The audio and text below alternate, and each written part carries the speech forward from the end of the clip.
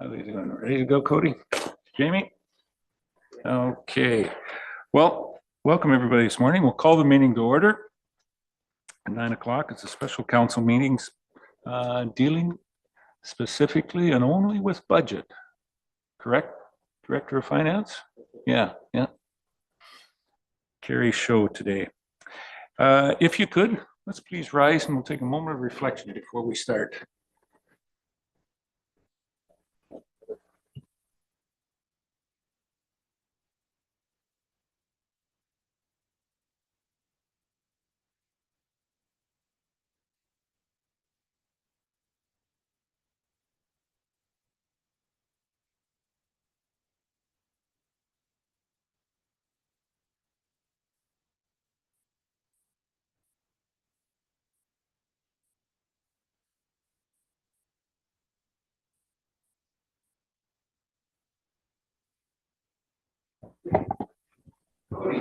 Cody, can you give us the update on, or for everybody that's reaching us virtually today, please? Yes, good morning and through you. Before I begin, if at any point you get disconnected, you can dial 1-647-558-0588 and enter the meeting ID for this meeting, which is 891-5626-2480. Both members of council and staff have been briefed on the various features of the Zoom meeting software and will be raising their hands physically to speak. For members of the public, if you require any technical assistance throughout the duration of this meeting, you can send a chat message to myself, Cody Hewlett, and I will attempt to assist you. It should be noted for members of the public that this meeting is being held in 2 locations, both on Zoom as well as being live streamed on YouTube. Any public participation, if any, must be done through the Zoom meeting platform and cannot be done through YouTube at this time. Thank you. Thank you very much, Cody. Ask if there's any declaration of pecuniary interest. General nature thereof from any member this morning. Seeing none, of course, can be declared if it become aware of it throughout the proceedings. That brings us down to number 4. Carrie, what great news do you have that you found millions and we're What great news do you have for us, Carrie?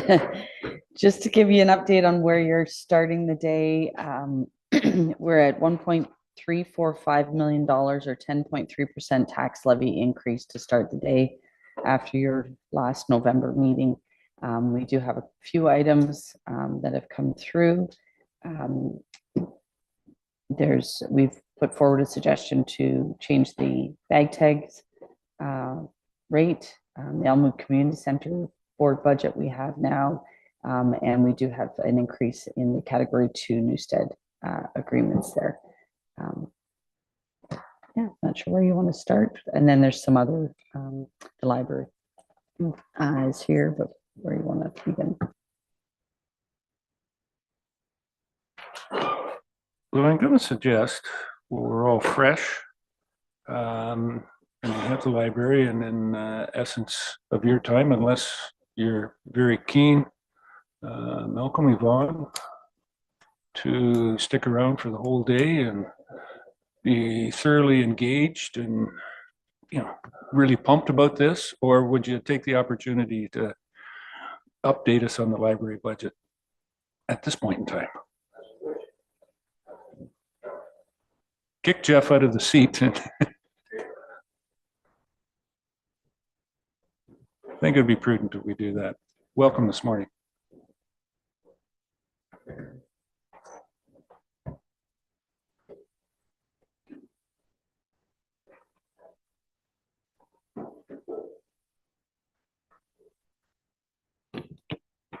We on?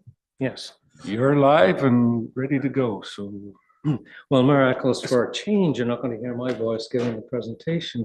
We have another member of the board who would like to speak on this issue. I think it'd be a nice, refreshing change. No comment. I'll take your word for that. Yes, it's always a pleasure, Yvonne. So Yvonne is going to do the presentation for us. Okay. Good morning to members of council, municipal staff, library CEO, and fellow library board members. Today, I'm here on behalf of the Westbury Library Board to present the 2024 budget. I know you've reviewed it already, and I guess at some point we'll see it overhead. Libraries are an integral part of a literate and informed culture, providing access to knowledge and understanding. Libraries also perform a great number of important services beyond making books available to readers. Libraries create opportunities to meet and network with others, foster curiosity and learning in users of all ages. In smaller towns with limited access to resources, libraries play an even larger role, becoming the place where individuals can pursue self-betterment, investigate new interests, gain access to alternative viewpoints, and stay current with technology. In West Grey, the library is an important community hub that punches well above its weight. As a lifelong user of libraries myself, I've been impressed by all that it does. For the residents of West Grey. The selection of books, magazines, and films is remarkable, but the programs are especially notable, as was detailed in our last presentation to council. I'm particularly struck by the In-Residence program, in which local experts volunteer their time to meet in person and offer advice and conversation at the library. This is just one of many things they do, but this is the one that really stood out for me. As a volunteer, however, I've also witnessed firsthand the creative activities and unique displays developed to promote library use and engage the community. I'd like to thank council for their historic support of this important institution and all that it does for West Grey, and I look forward to its continued support. And now we will just take any questions or address any concerns you have about the budget.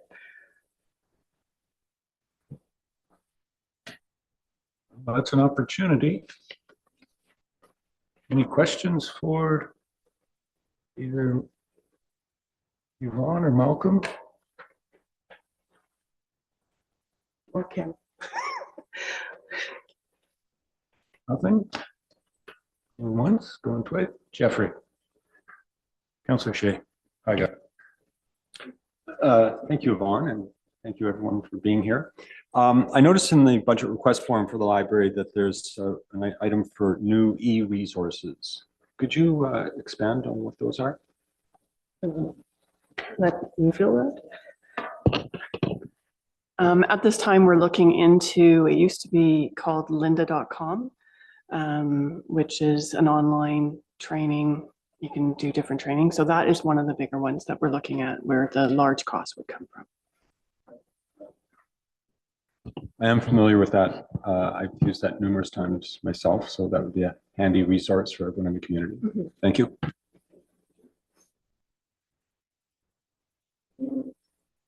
Anything else? Any other questions? Councillor Hutchison. Doug, too. I got it. Yeah, thank you for your presentation this morning. So according to this budget request, all of the items that you listed here are already included in your budget that we saw at an earlier date, I believe. So is that correct? Right. Okay. I think I read too that there was an increase with Grey Highlands. Percentage increase from Grey Highlands, and so we still have an agreement with Grey Highlands. I think we did some kind of renegotiating or something, or you plan to, or whatever. I'm curious with the Elmwood situation. Have you heard anything there? I hear rumors that their bookmobile is mobile and going. Have you heard anything from them at all, or have they reached out to us? They have not reached out at the moment. I have put a request in to get some stats, but they are going twice a week. I believe it's Fridays that they're there. So it might be interesting, Kim, when you get some details like what that looks like for them in terms of, like, are they just providing books, or do they stay there for a while and provide them with e-resources or whatever? So yeah, it'd be interesting if they give us an update sometime. Look forward to that. Thanks.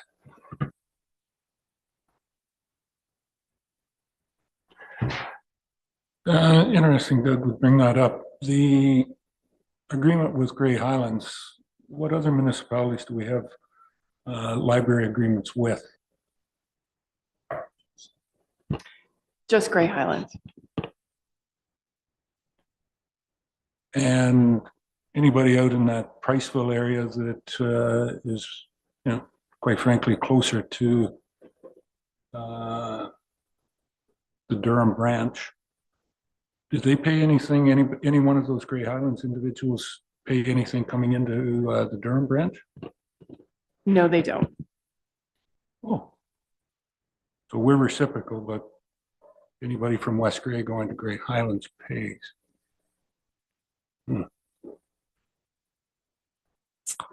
Maybe that's something we could look at, that, you know, we've always heard that, and I think Yvonne mentioned it there, that, you know, access to libraries is usually, you know, or wanting to be, or as they were built many years ago, free. But Malcolm, you're jumping. Well,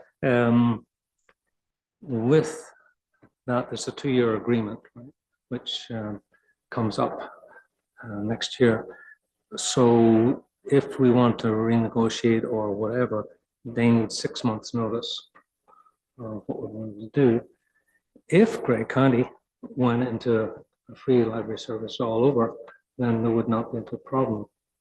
But Owen Sound Library is one of the big ones that, and Hanover too, where they keep it for their own area, and anybody coming in has to pay.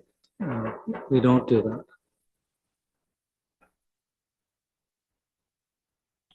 That's So what I thought, there yes. will be more discussion with the boards.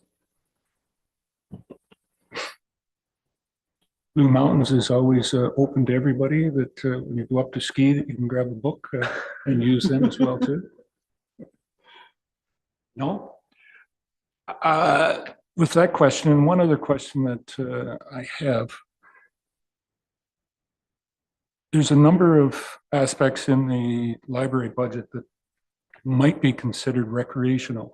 How much is that in the budget, or what does it cost us in the budget? Snowshoeing and other rental activities that the library has that would be more considered towards recreational. We are not purchasing snowshoes anymore, so there's 0 increase in our budget this year for that. And our programming budget is $6,000 for the year. For snowshoes, No, that's for all our programs. for all the Everything, programs. yeah. The walking, the trails, Well, we don't do the walking of the trails, but yes. So any of our in-residence, any of our children's programs, all our adult craft programs, most of it's done by volunteers. And so it's $6,000 is our programming budget. okay.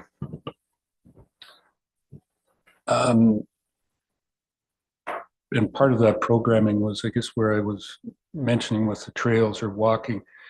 Did I see a number of reading in the park children's programs? And Yeah. that was what I was meaning by the trail. Yeah, the thing there. Okay. Doug, two. One more question to follow up on when we're talking about shared services with other municipalities. What's the situation with North Wellington? We have people in that area, southwest Grey. What's the agreement there? We don't have an agreement with them. The only agreement we have is with Grey Highlands.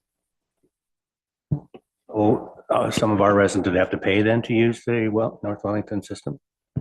Yeah. Yes. Okay, thank you.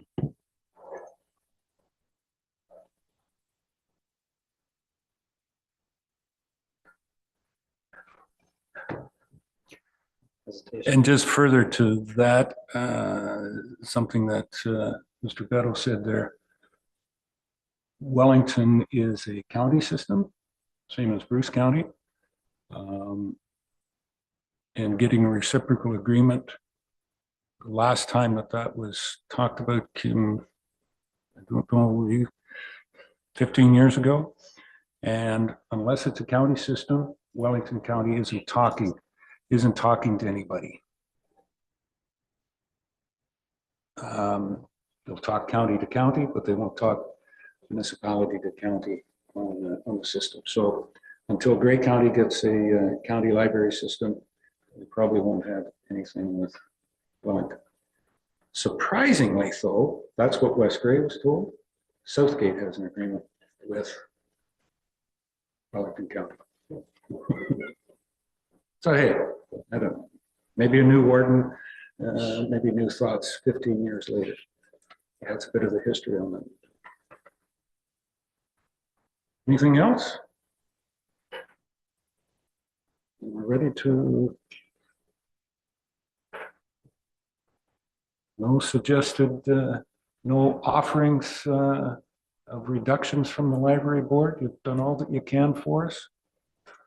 I'd like to think so. No, that amount is so small, I can't even see it in print.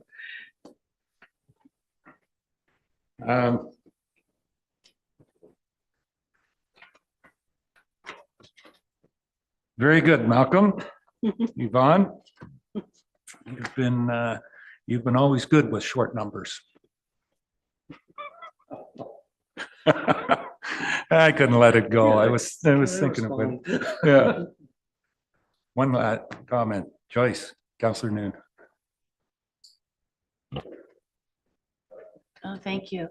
Oh, you mentioned you had $6,000 in your budget for programs. Now, would be like to buy materials in for crafts and so on and so forth to keep those ongoing? Okay, because you mentioned like everything's volunteer, but just the costs just associated with those programs then. That's correct.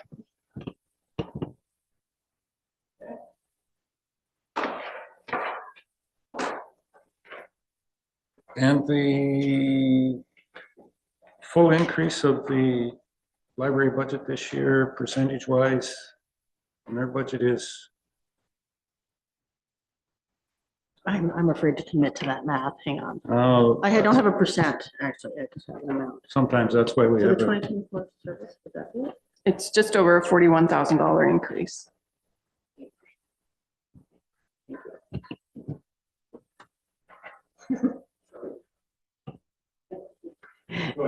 Yeah, it's 8% or 41,613.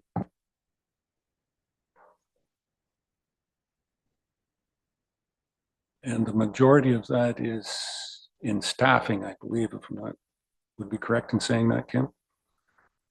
Staff upgrades? Yes. Yeah. 23,276 would be wages and benefits for staff. Yeah.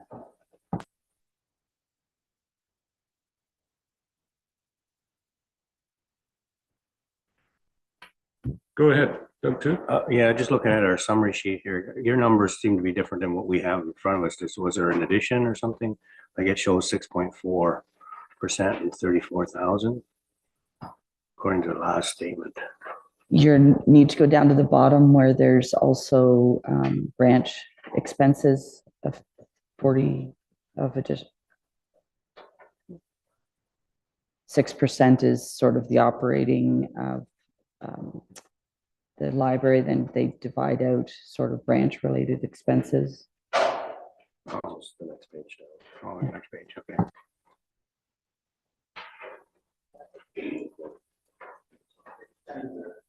Oh, okay. Oh, yeah, okay. I see it now. All right, thanks. Okay.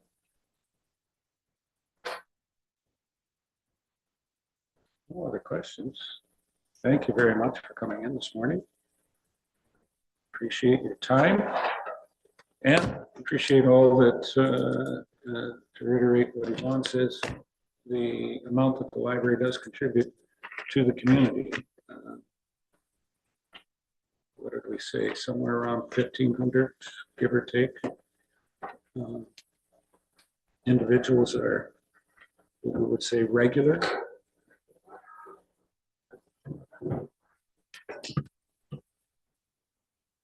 Oh, sorry.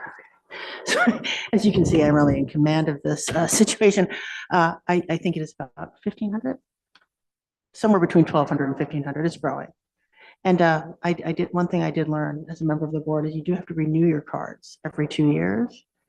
So there's an initiative to get people to renew their cards. Many people think once they have a card, they're good to go forever, and they're not. So there's an active pursuit of those members. The pandemic kind of lowered renewal. So I expect it's going to go up based on what we've talked about. So if you have your library card for more than 2 years, you should go renew it. As long as we're sitting here. One thing that I've found, and I think a couple of the new members on council have found, that municipal staff are very good at sending us stuff to read. A lot of the times, we really don't have to go to the library to find stuff to read. Although some of the stuff at the library might be more interesting than what we get across.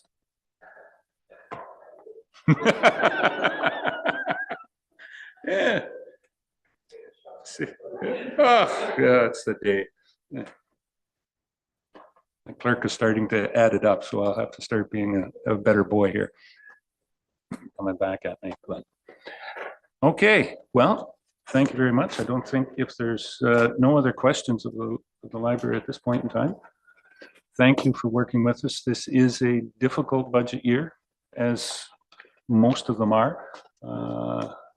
Carrie, I think, will agree with me that since she's been the director, have any of them really been joyous and fun and jumping? So the sacrifices at the library and the efficiencies that you found and working with, we appreciate it. And thank you very much for coming in today. Okay, thank you. And as I said, chairs are there, you know, stay for as long as you want. No. Get you off to other activities. Again, thank you. Okay. With the library there, what is the next? We're looking at Mr. Schwartz. If we want to just, If we want to tack in a budget and find where cuts can be made. just an update is all that on the fire truck. I don't know. He's going all the way around. Where is he going? Coming right here to be face to face. He's just taking a circuitous route to the podium. Chief Schwartz, welcome this morning. Phil, and you've got an update on us on a couple of things from the fire budget? Yeah, thanks.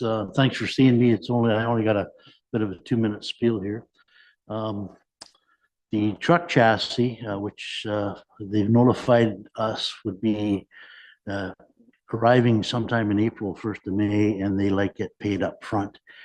And seeing as this is a tough budget year and the truck's not due to 2025, we've discussed it with Carrie, and I think that maybe we'll just pull the plug on it and wait till then. The truck chassis is a little over 220,000. We only have about 90,000 in the truck reserve. And this being a tough budget year, I'm not going to be the one to be asking for some more money. So we'll just postpone it, and maybe we can find a demo unit or a stock model that's already built. Maybe we can get a deal on something like that. So we'll revisit it, I think, next fall is what I'd like to do.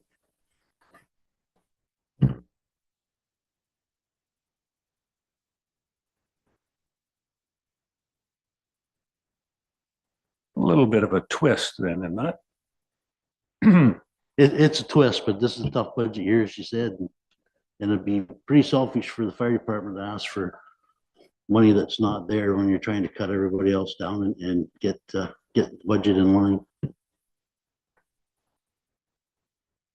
It's not a hurry thing. So I mean, we still have a year and a half a year, 13 months to decide what we're going to do that way. So we just won't worry about it till next fall, till next budget season. Okay. Just so I'm clear, everything, we went through the order process, Phil, and this is kind of a surprise. We thought that everything would have been billed into 2025. Yeah, but generally when we get a truck chassis ahead of time, we have to pay for it. We've done that with pretty much all of them. The last couple of trucks we bought were stock models, so everything was paid up front when it came. But if they're going to have they're not going to start building until 2025 of January. And if the truck chassis is gonna be sitting there for a few months, then yeah, they want the money up front. So it's just not, there's no contract signed. They send the blueprints to me. I approve the blueprints. And once I sign off on the blueprints, then that's pretty much the contract there. But I've talked to the manufacturer. They have no issue just holding off.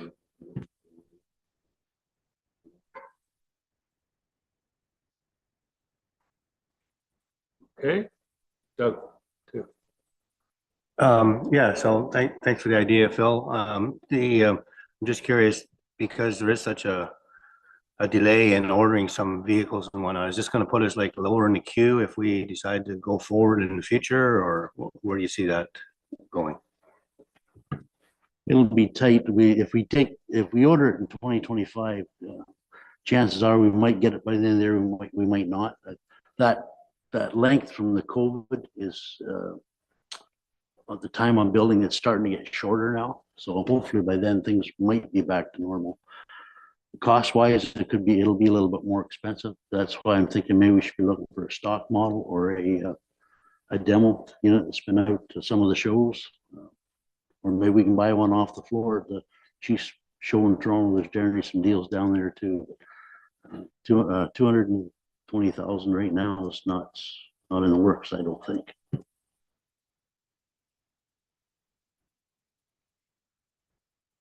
Yeah, so thanks for the idea. I guess if nothing else, it gives us a year to sort of look around and maybe come up with a deal somewhere, and like you say, so yeah, great. Thanks a lot.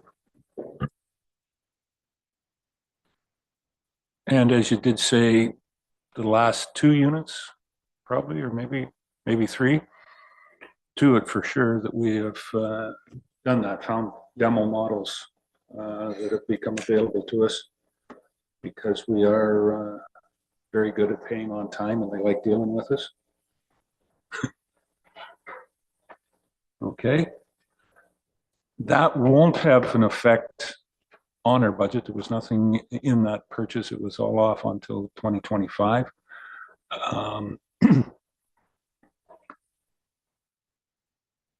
And I guess the only thing that is basically in the budget is that the 2 loan payments on the other trucks will be up in 2024 or close to it. 25, they'll be up. Yeah. Yeah. Yeah. One might be the end of 24, but yeah. In that range. Yeah. And yeah, so there is some funding already built in there, that continuous funding. If there is something come available that through a loan program that we'd be able to work that, and that's how we purchased vehicles for a number of years now, probably 15 years, worked on that. Okay. All right. Santa Claus parade was the other day. I see your hat, you could go out and just pass the hat up and down the street there, Phil, if no, a little disappointing, but it's not something that is going to create an emergency for us. So very good. All right, not a surprise coming forward. Thanks, Phil. That's it.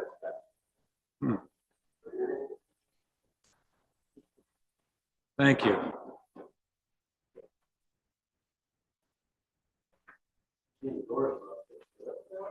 No, but I notice you have a fair bit in your, miscellaneous budget and the fire budget. It'll get fixed.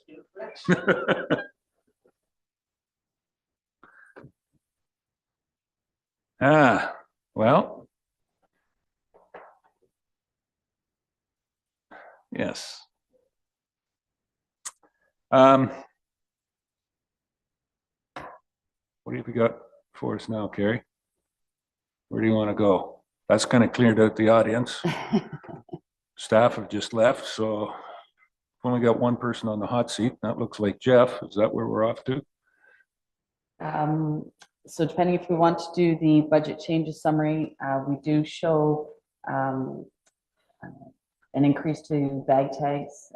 If you want to entertain that idea, surveying some of the surrounding municipalities, a lot of them are at that 3 to 350 level. So it's something that we're showing there for consideration. For council.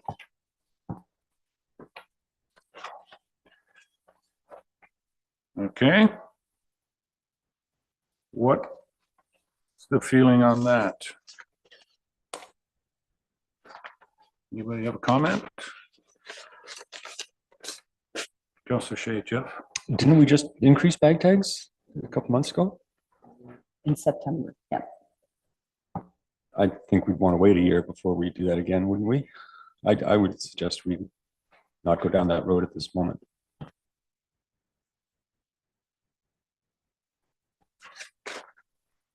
What was our projected or thought projection on that? That we would see in added revenue in 2024? If we started for January, we were estimating $80,000.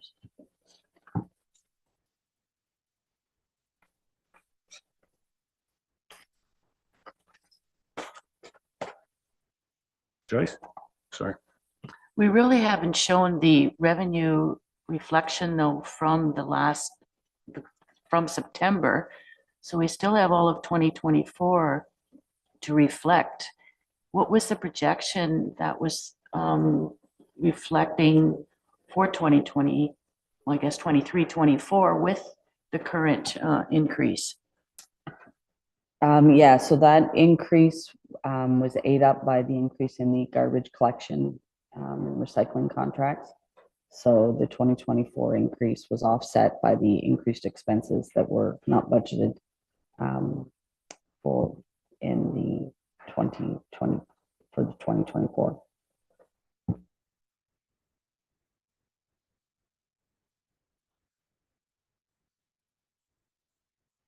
Go ahead, Joyce. Well, while we're on the garbage and recycling, I still feel the municipality is paying a very high cost for recycling collection when the market isn't there. So I think we need to, at some point, set up a delegation to relook at these numbers. And if push comes to shove, I'm not just too sure if recycling is just working in West Grey's best interest right now, because most of it's ending up back in the garbage. So just some food for thought.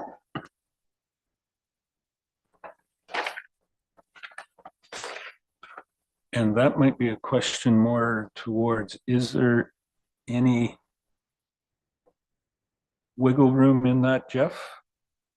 Does that come under your purvey, or whom am I looking at that might be able to negotiate that, as Councillor Nunes said?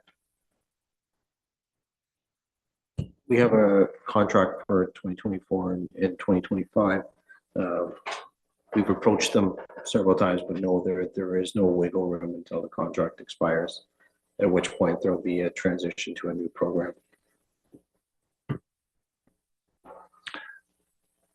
So I guess somebody make it clear then to me. Carrie said that we increased the bag tags, but that was just to cover off the increase in the recycling and garbage pickup. So how did that go up, or was that in the contract to go up? Cost of living, and the cost of living was higher than projected in July. So it took a big jump that we weren't anticipating. So then putting that into what the annual costs are now. And we'll be moving over to producer responsibility in 2025. But our neighbors have seen costs increase on theirs. There's no savings so far being seen on the ones that have moved to producer responsibility earlier.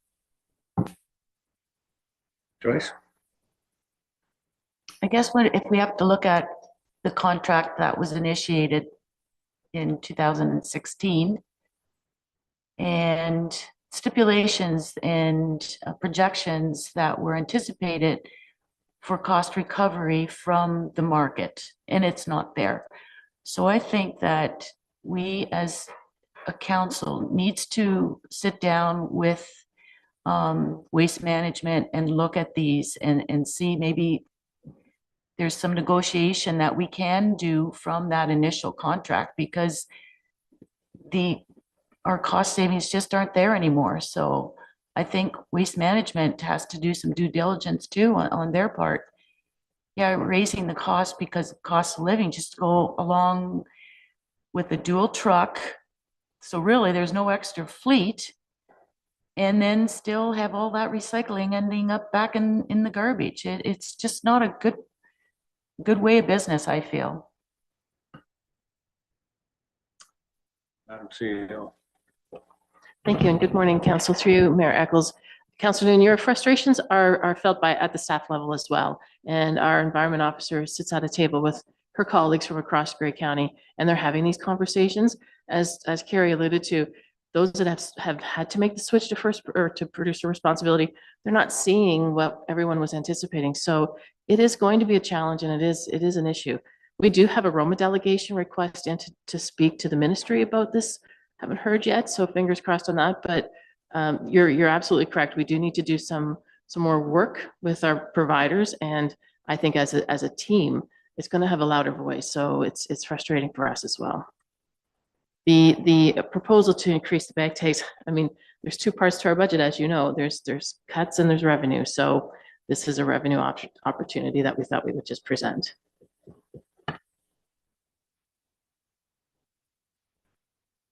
Doug? Councillor Hutchison. Yeah, so yeah, I'm not really in favor of increasing at this point just because we went through that, and I think we're going to get a pushback on that one. But I agree. I think there's so many variables right now in the next couple of years between this changing over to the producers.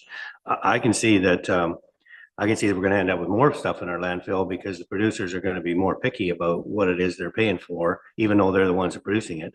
So I think the pressure has to go back onto them and say, if you're going to produce this covering on this toy, then you better be prepared to, pay to look after it. So I think going forward, there's a lot of variables, like I said, that we don't know about, and I think we revisit another year, and then we're gonna know in 2 years, in 2025, because that's when our contract's done. So it's gonna hit us, but hopefully in the meantime, some of the other municipalities could help to put some pressure. We can maybe streamline it a bit, but it's just such a boondoggle right now. It's crazy, but anyways, we'll wait and see, I guess.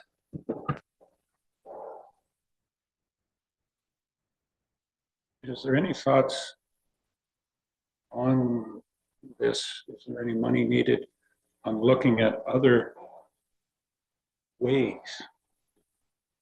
I mean, yeah, Southgate, everybody talks about their bin process. Grey Highlands has gone to the bin process, but it's no different than, is it any different than what we do? We got it out there. We're in bins at the end of the road. Little different bins, but it's still just in bins at the end of a driveway, whether you're in town or out of town, throughout the municipality. Continuously, it's the same thing. Is there other venues out there or other options of refuse collection? And are we in a position to start looking at that to find the opportunities and or diversion? We do have a company, I guess where I'm going with that, where I'm leaning. There's a company right in, manufacturer right in West Grey that I don't believe that there's any Grey County and or any municipal in Grey or Bruce, possibly in Wellington, that use their style or way of handling garbage. And is it time to look at that? And what I'm talking about is Moloch, of course.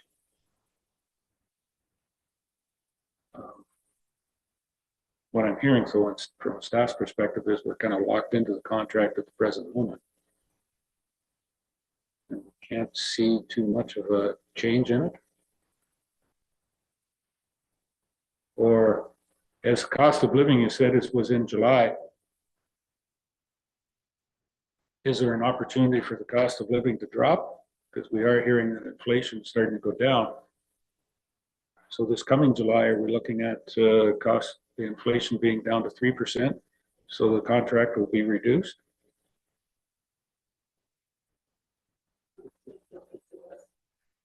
Yeah, I take it that, yeah, it's kind of very optimistic thinking on my part. Doug, Councillor Hutchison. Just a couple thoughts there when you were talking. So two points. One is there any incentive for the county to look at an overall system? Because we've talked about that before. So that might be one way of moving forward. The other one is, do we look at maybe doing some kind of pilot project? But then again, I don't know with our contract. Like if we said we took say Glenelg and said all residents of Glenelg, here's a Moloch unsupervised container at the north end of the municipality that you can drive to and use instead of using the landfills. Like, you know, do a pilot project for an area. I don't know if that's possible based on our contract, but it might be one way of trying it out. And so instead of everybody driving to the landfill on Saturdays or Fridays or whatever, they drive to the local Moloch bin and dump their stuff and dump their recycling and way to go. But then again, it'll probably end up being unsupervised, so that creates other interesting problems. But I'm not sure how else you go forward with some of those systems, because they really are sort of meant to be independent, unsupervised. Councillor Deputy Mayor Hutchison. Thank you, Mayor Eccles. I guess one of the questions that comes to mind is, do we know what part of the recycling has no market now? I guess, you know, if one, there's no, just say the film is just an example, there's no market for it. So that's just getting collected and it's getting mixed in, and obviously there's a handling charge. So have they identified what markets they don't have any source to get rid of the recycled goods? Because if that's the case, then maybe what we need to do is, like Councilor Noon said, maybe that's what we need to blend in and save on our handling charges, because they're sorting it, it's getting blended, there's a fee for that. So if they don't have a market for it, maybe they need to tell us that we don't have a market, i.e. for corrugate or for PET plastic bottles. If that's the case, then that's what we need to just mix in with our day-to-day garbage, because we're getting charged to handle it. So if they could identify they don't have a market for it, maybe then we got to change how we promote what we're going to collect as recycling at the curb. I'm not Jeff or Laura. You know that? Yeah, the only concern I would have with that approach is we have a capacity issue at the landfill. So I think what we need to do when we do the master plan for long-term waste management, I think that needs to be a consideration in the report. What is there a market for? And if there's not a market, what are we doing with it to avoid it being landfilled? At this point, my priority is to minimize how much is going to be landfill. Capacity is an issue that I'm quite sensitive about. Sure, go ahead. Okay, and thank you for that response. But what I'm saying is right now, I can assure you, if they don't have a market for it, they're blending it, because they're not going to sit and warehouse this stuff. So it's got to go somewhere. So if they don't have a market for it, what are they doing with it? Because they're not going to have warehouses full of PET plastic bottles. It's bailed, it's going to sit there and just keep compounding. If they can't get rid of it through recycling program, it's got to get blended, because they're not in warehousing. So I personally, my opinion is they're already blending that in with the day-to-day garbage. And again, that's capacity, absolutely. But maybe it's time for them to identify that we don't have a market for it, so that we could get a good view on this getting blended in. Maybe our capacity, our numbers, we've got to start looking at those too. It's just, that's how I'm looking at it. Thank you. Joyce? Just for some clarification to the Director of Finance, I'm pretty sure that the municipality is charged an extra billing for, I'm not going to say contamination, I'm going to say, well, Contamination. maybe it is for anything that is an excess of that's collected with recycling, and then they have deliveries charges to get rid of that at different depots. So I'm pretty sure that we're getting billed like the normal curbside collection, but we're also being billed to get rid of that waste that's not marketable. And I don't know how that fit into the contract at any time. I'd have to look at the invoicing. I'm not, can't speak to that at this point. Currently, what we collect for recycling is dictated by Waste Management.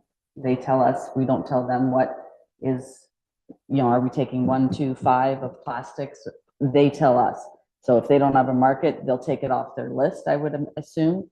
But we collect what they have advised. And if we don't educate our ratepayers enough, then items that are no longer recyclable will be put in there.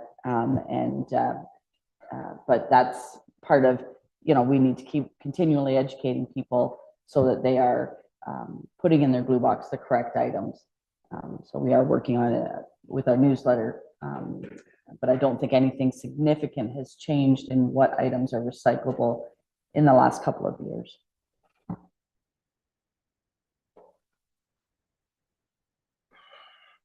And that goes to your point, Doug. You know, you haven't been with the way that another company does it, where you would drive and dump it in, but it's really not, from what I understand, in the blue box system we have, it's unsupervised now. It's not, I don't think it's intentional. Everybody that's trying to recycle is doing it, but Waste Management's over here. Yeah, well, this month we don't take, you know, or for the next 6 months. And how do you get that out to, and I'm not sure what it takes, from my understanding, what it takes for a load to be, as Councillor Nunes said, contaminated, where, yeah, you've got this in here. Whoops, it's not. We go through and pick this out, That's a contaminated load. It ends up in we end up paying the extra recycling for it, but it ends up in the landfill anyways. And the biggest one I've heard of that was years ago. It was the municipality of Meaford, was on glass. Colored glass all of a sudden had no market. They found out that they had tons of glass that was being recycled, but their individual that was doing the contract, now there's colored glass in here, just ended up in their landfill. They had a year's full of glass that they thought that they were recycling. No, there was some colored glass in there, so it's all contaminated. It all got dumped in their landfill. And that's, I think, to my point, the most frustrating part about this is the lack of control that we have. So, Yeah, but I think the whole concept behind this change is to try to improve the system so that we, first of all, the producers, if you're producing something that has no market, it's not recyclable, then you're to pay to do something with it, right? So the idea is hopefully the producers will like go to glass pop bottles, if you like, so that you can return them and it becomes a cyclical thing, right? So that's my understanding of what the changes are supposed to put more emphasis back on the producers so that we're not paying the bill for all this stuff. They're the ones that are supposed to be paying the bill, and hopefully they'll produce stuff that is recyclable, it is cyclical in the future. So I think that's the concept, but what that looks like and how that's going to work, I don't know. But hopefully down the road, it's going to help with what goes into our landfill. It's going to take time for sure, but right now it's a lot of questions. so the question, I guess, would be, we're trying to redo the contract in here, but for today's program, are we going to include something in our budget I think we're slightly off the topic here on budget. If we're not going to find dollars to increase, add into, or be taken back out. Very good conversation, but we got to get back to the budget process. Is there a way of looking at that? Tom? Okay, so just based on the conversation, I think it's not a bad strategy move to increase the tags again. I'm not all for it, but I look around at our neighbors, the tags they're a lot more than what ours are. I think me, for example, sitting at $6 or $6.50 a tag. And I think this is just going to continue to compound. And I think at the end of next year, we're going to see another increase. So should we not prepare ourselves for that increase and put the increase on the cost of handling this and raise the tags to kind of offset it, because we're going to get further down. And I think we're going to find again next year that we're going to be faced with some more challenges. So probably, in my opinion, not a bad idea, just a slight increase to get to that 80,000 that's recommended. So I would support that. Were you putting forward the motion that we increase the tags to by $1? Because I think they're $2.50 right now, correct? So I was watching the So was that increase representing 50 cents or was it representing $1? I guess was the question to Director Mighton. Yes, so that 80,000 would be increasing it by $1 to up to $3.50 from the current price of $2.50. Well, as popular as it would not be, I guess I will put that motion forward because I don't know what other way we're going to be able to handle this, because it is going to continue to come at us. So.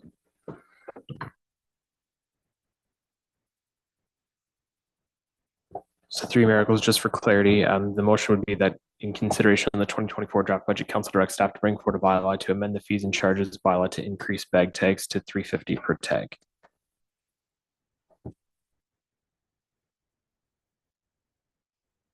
Okay, so we got the motion moved. Just before I look for a seconder, clarity would be as of January 1st. What a date on that, Jamie?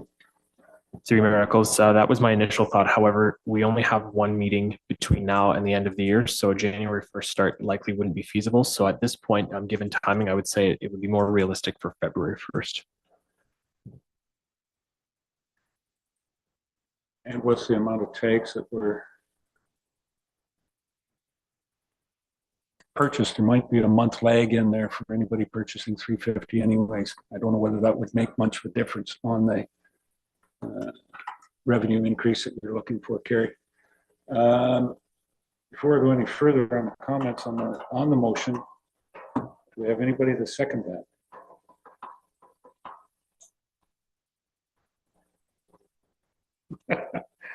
Okay, thank you very much, Scott. Second by Councilor Forster. Increased bag tags. Comments on the motion? Doug, too. I just think that because we just increased it, it's going to be difficult. But what if we were to make an amendment to the motion so that we do it incrementally and say by the middle of next year, June, we have put it up 50 cents. And by the end of next year, we put it up another 50 cents. So it softens the blow a little bit. Is that possible to amendment to this motion? I'll look towards the director. Three Miracles, I would say that's an entirely new motion, so I would say it's not appropriate to amend it for that because it's not germane to the motion that's before you. I'll leave it then. Thanks.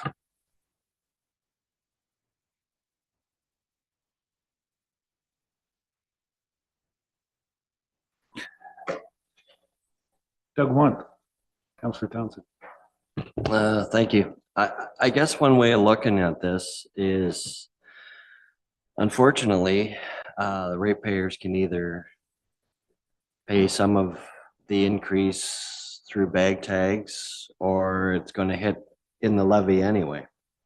So it's unfortunately, we're a rock and a hard place, and it's coming anyway. So it just in what form, whether it's by defeating it, it's all on the levy, and by supporting this, it's spread out through a few different streams. Ultimately, it all lands in the ratepayer's pocket. So that's where we're at.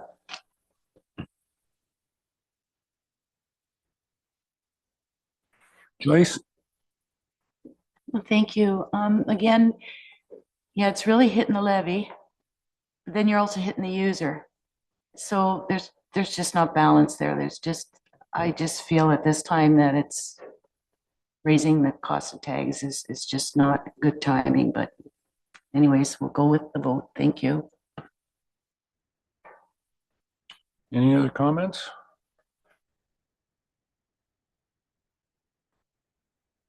Oh, look around.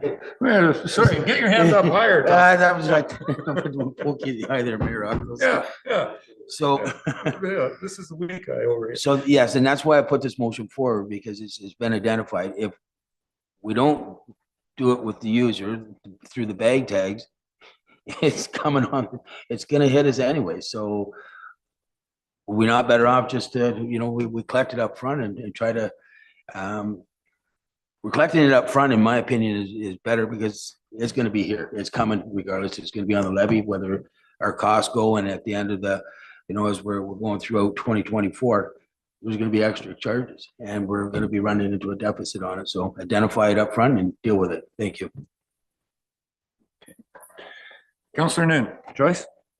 Okay, then there's that balance at the landfill site. So now you've got 2 bags of garbage, put out the curb, it's gonna cost you $7.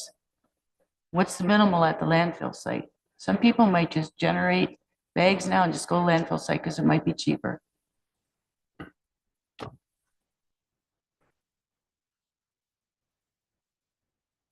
Okay, any other questions, comments? Councillor Shay. Jeff? Carrie, when we raised them back in September, was it the staff's recommendation that we raise it 50 cents, or was it that we raise it a higher amount and we scaled it back? Do you remember? No, we have a director that wants to get in on that, but he's of legislative affairs, so we're gonna let him talk. Through Mayor Eccles, the intent at the time was to raise it 50 cents. So the intent at the time was to bring it from $2 to $2.50. And I won't speak for Jeff on this, but I believe the $2.50 was to slowly bring it closer to where it should be for cost recovery. Yeah, okay. Yeah, I just can't see us raising it like a second time and within 3 months. If we want to raise it again next September, or in the middle of next year or next budget cycle, I'd be prepared to do that. But I don't think we can just raise it twice in 1 quarter. Doug One. Councillor Townsend. Thank you. And to a point by Councillor Hutchinson earlier about the Moloch thing where things are unsupervised. One thing we do run into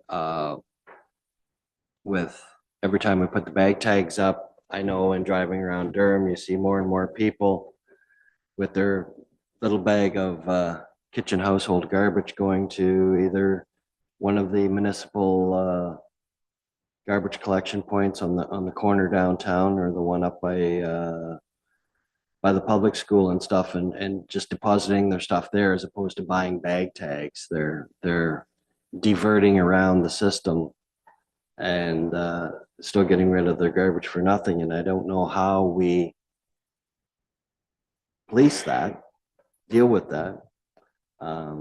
But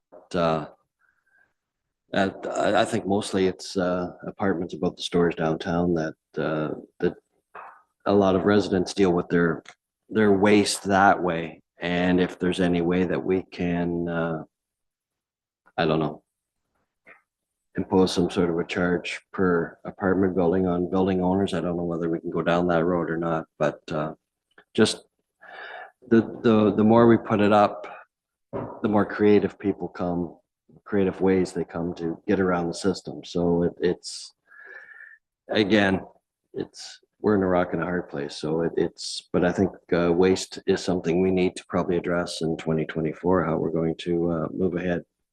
Thanks. And Doug too, Councillor Atchison. I believe we have a waste management study coming forward sometime. Is that correct, Director? In the proposed 2024 budget, there is a line item for the study. So if the budget is passed, then yes, there will be a study in 2024. So my thoughts, to go back to the bag tag thing, so I'm not in favor with it because we just did it. And I think I would sooner see us put 1% on the levy at this level rather than nickel and dime the bag tags, because I fear that the people that are selling the bag tags are going to take the blow. In a lot of cases, people come in, they grumble, oh, they put it up again. What's going on here? I would sooner that we take the flack, if you like, and let the business people carry on with what we have at this point. And where somewhere down the road, maybe we have to increase it, but I just think it's too soon after we've already done it. Thanks. Okay, any further comments? Just a quick little one. It was 50 cents last September. This will go to Jeff. Years ago, what we noticed before the tire implementation came in, we used to have $5 fee for collecting tires at the landfill.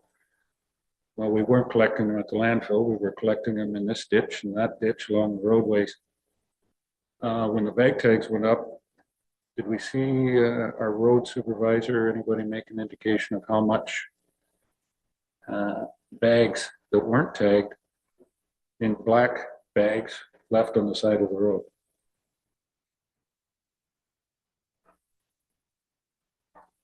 I think it would be fair to say that there is one small problem area that we're aware of, but I have not noticed an increase from my start date in January to today. I would say the amount that shows up is roughly the same, and there was no significant increase that I'm aware of after we increased the bag tag fee. Okay. No. Any further questions or comments on the motion on the floor?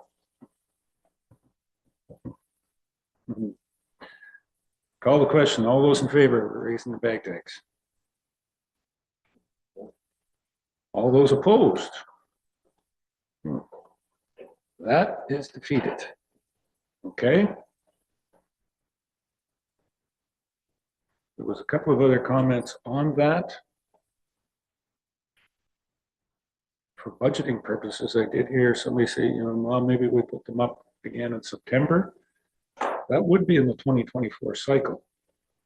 I think Deputy Mayor Hutchison's was for very close and up for $1. Is there any other thoughts on this, or just leave it the way it is? Or is there another motion out there? Go ahead, Tom. I have a question if I may.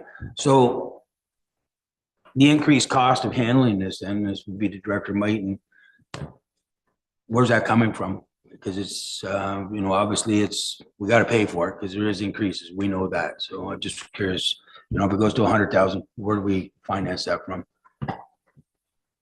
Your tax levy is where, if we don't raise any other revenues, then the tax levy is where it comes from. Okay, so just a follow up. So with the unknown for 2024, what could happen? Because we've had a wholesome conversation of handling and things are changing.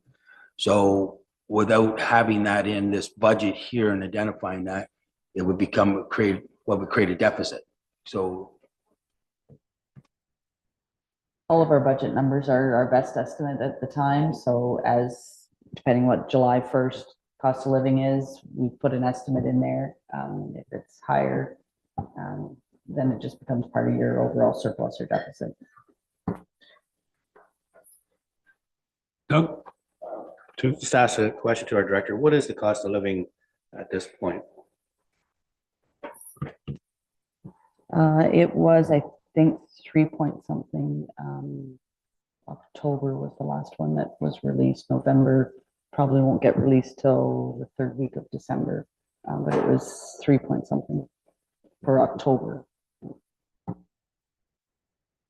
So in saying that, you said that Waste Management's cost of living increase in July this year was 6, give or take. And in the 2024 budget, for that last half of the budget from July going forward, we're estimating still a 6. I put 3. So we have it at 3. Okay. All right.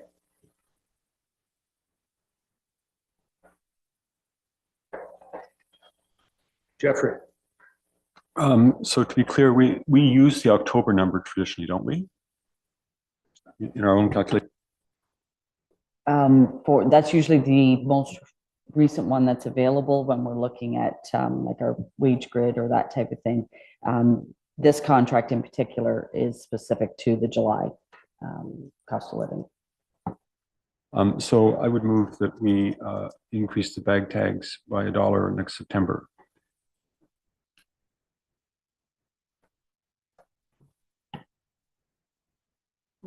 Okay. Seconder for that.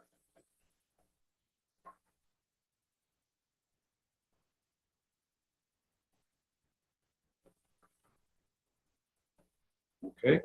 Councilor Townsend seconds that. Doug? Any further comment on that? Doug, too. Oh, just a question on, so if to September, so we're looking at like a quarter of the year would affect our budget. Is that sort of what we're saying then? Is there would be income for a quarter of the year, $1 more, right? So it wouldn't be the 80,000. 20. 20. If my math is right. Quarter of 20. Am I good with that? Or it could be a bump when everybody gets the understanding it's going up $1. Everybody buys 50 tags 2 weeks beforehand. Okay.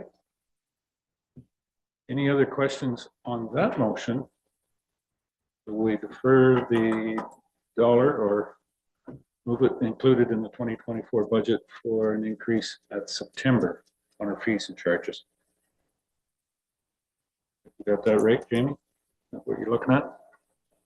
Through your miracles, yes, I have that in consideration. The 2024 draft budget, council directs staff to bring forward a bylaw to amend the fees and charges bylaw to increase bag tags to $3.50 per tag effective September 1st, 2024. Okay. Good too. I'm just curious, is that something that we can revisit like previous to that happening? I'm just, like I said, there's so many variables out there. I'd really like to have a further discussion in terms of where we are. Maybe by that time we have some better numbers from our landfill. I'd just like to have a prior discussion before we go ahead with that. Is there going to be an opportunity for that? Jamie? Through your miracles, I would say that if this motion passes, then the only way to reconsider that would be through a motion to reconsider at the time, whenever council wanted to revisit that later.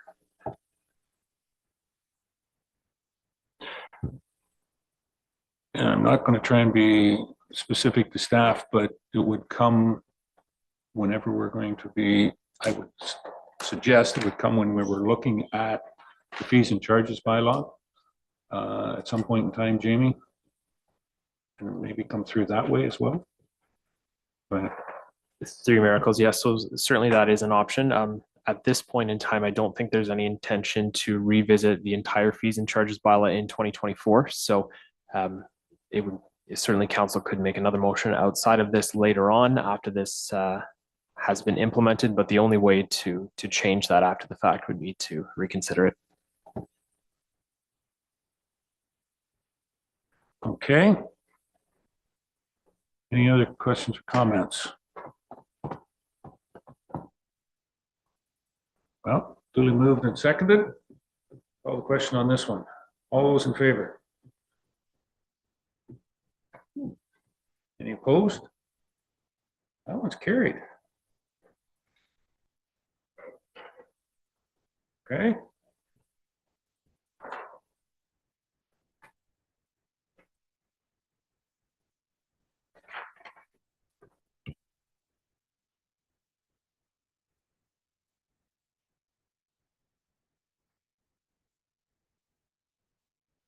Anything further? Joyce? Counselor Noon? I brought this up before and I didn't have the support, but I'm going to bring it up again. I still think we need to charge a fee at the landfill sites for the collection of recycling because of the increased costs of bins that are put in place for the users that choose not to use curbside.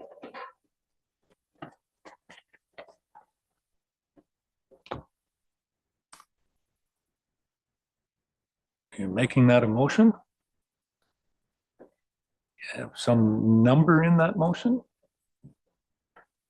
Through Miracles, I think we need some more information from Councillor Noon on that. What we would need is direction to bring forward a bylaw to amend the fees and charges bylaw to include a fee for recycling at the landfill site. However, I will leave it to Councillor Noon to tell us what that number is. Okay. Further, before we accept the motion, comments on All this? right, I could table this then, this recommendation for costing at the landfill sites for the cost of the bins on a monthly basis, plus the extra staffing that was hired to accommodate, to keep the contamination out of the landfill sites. And they've been doing a wonderful job, but it's at the cost of all the ratepayers for that extra fee for those wages. So I guess we need a cost summary done first before we really know what kind of numbers we need to incorporate to help offset that cost.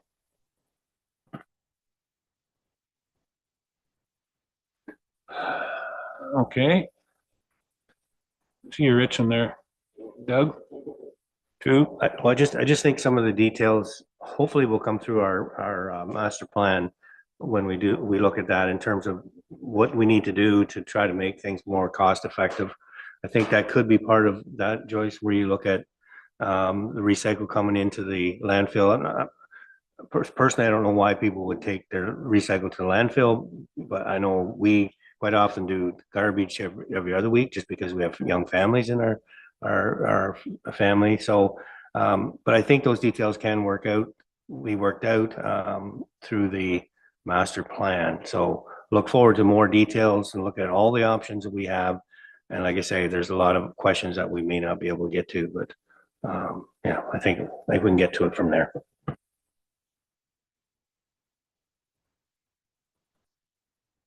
But I'm going to say to Councillor Noon's point, she's looking at putting a number in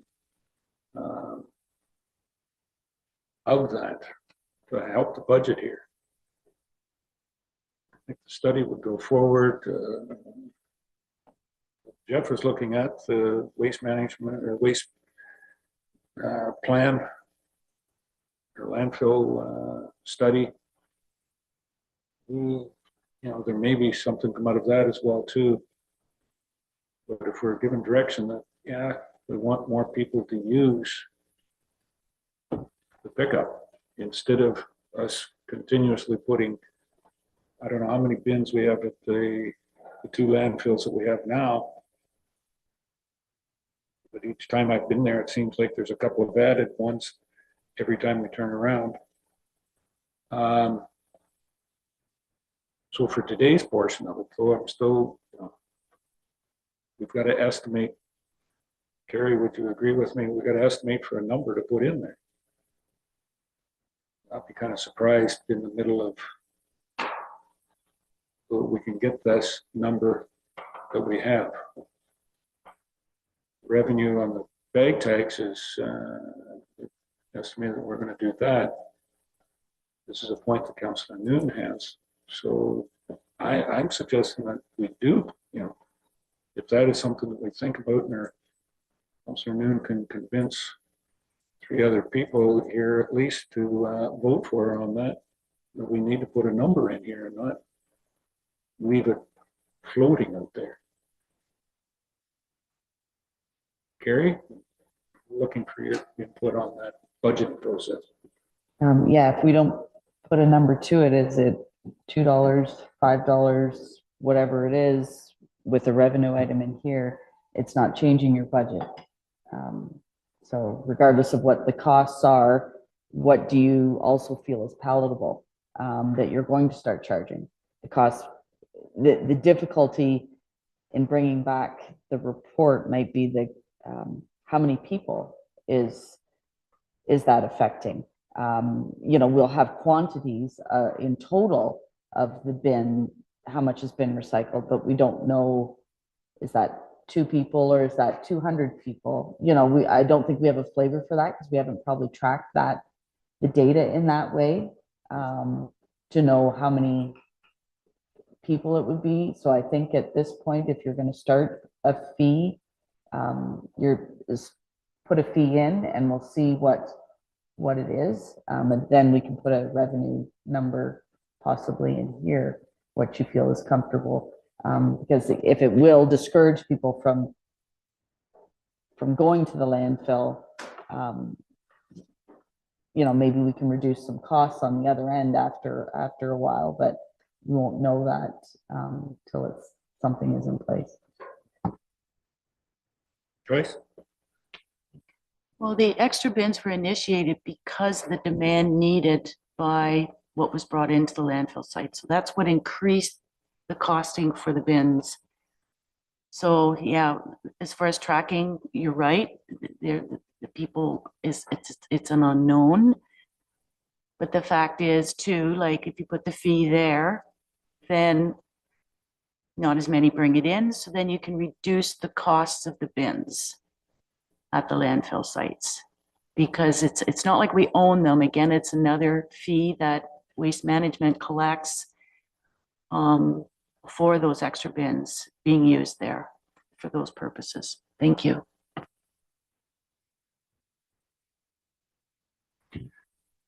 And it is something that we've added in the last couple of years of having an individual at those bins. We're paying staff to be there to supervise that. And I guess I'm amazed, you know, on a personal note, amazed at the number of people that do just go in on a Saturday or a Wednesday for recycling. And you talk to some of them, it's because the wind blows it. I've got tin cans out at the end of the road and the wind's blowing them, or, you know, there's various ideas of why they're doing it, right down to the fact, well, it's just a habit. I always go to the landfill on Saturday. And now I just take my recycling. Anyways, it's a double payment in our portion of it. So if we're going to go more towards this, it's curbside pickup. It's a convenience. So I guess what you're looking at, Joyce, is having somebody else pay for it. Have the users pay for it. You're moving that motion, seconded, Tom? No. Oh. Okay. What are you thinking, Joyce? Or Jamie? What are you thinking? Three miracles, to Councillor Noon's previous comment. At this moment in time, there's nothing to table. So a motion to table would not be in order. If you want to make a motion to add a fee, then that can be done, but we would need that number. Outside of that, I'm not sure how council wants to proceed. Okay, I'm gonna go to Joyce first. I'm not going to put a number there now. I want council to see the cost involved for recycling at the landfill sites.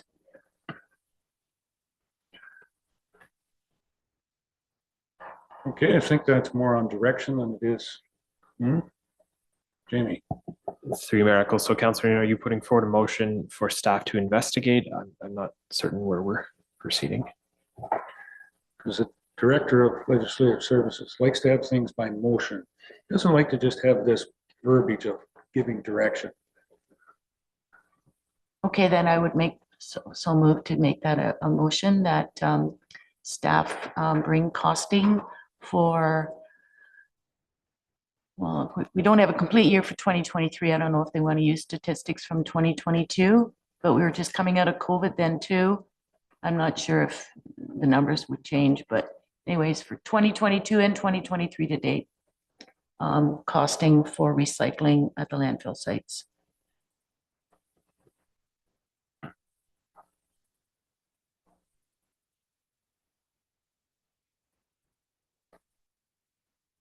Madam CEO.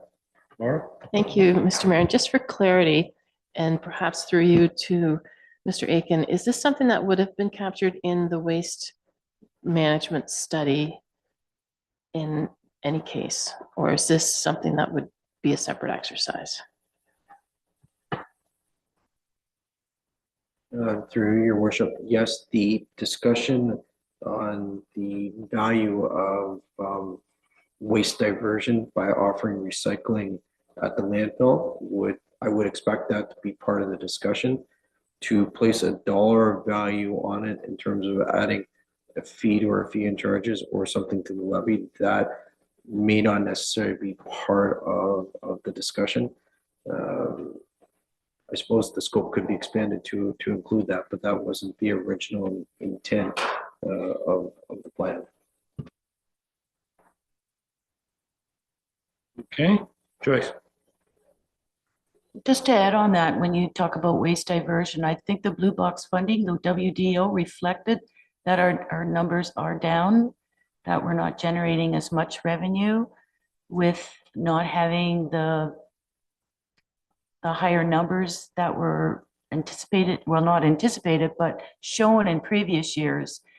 But over the last number of years, those numbers are decreasing, like that they're not as good. So then our funding isn't as great from Waste Diversion Ontario.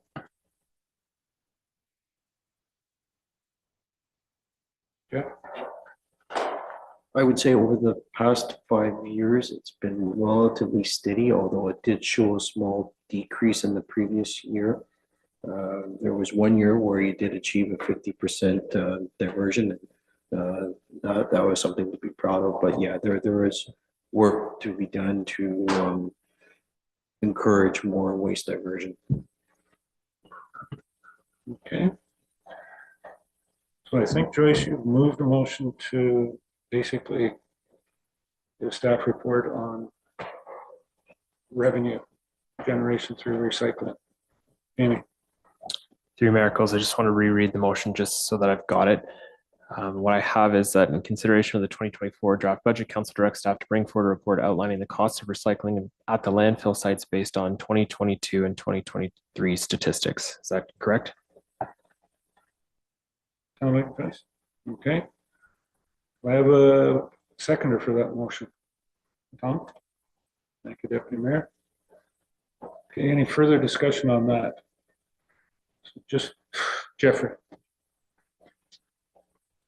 Would this exclude recycling at the landfill sites that is not blue box compatible? For example, styrofoam, plastic bags, metal, things that we take to the landfill because we're not allowed to put them in blue boxes.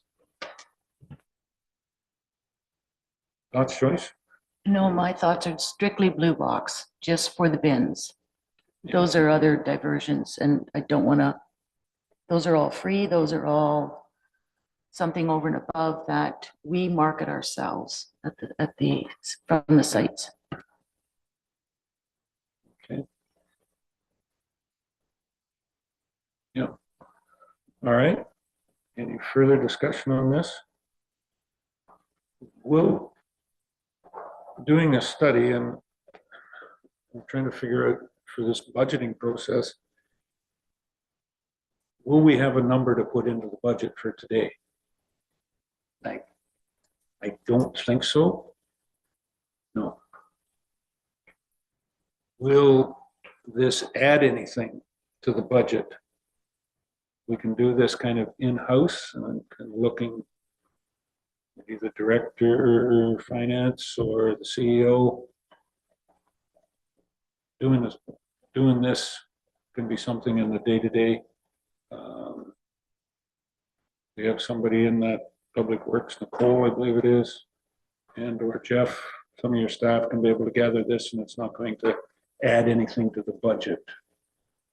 Be revenue neutral. We can do it in-house. Mr. Mayor, to bring back a staff report on the costs, the cost changes can be done in-house. Yeah. Okay. This will be a revenue neutral. keeping within the budget cycle. All right. Any further discussion on the motion? All those in favor? Any opposed? That is carried. All right. I'll let you, Madam CEO, trying to direct that one.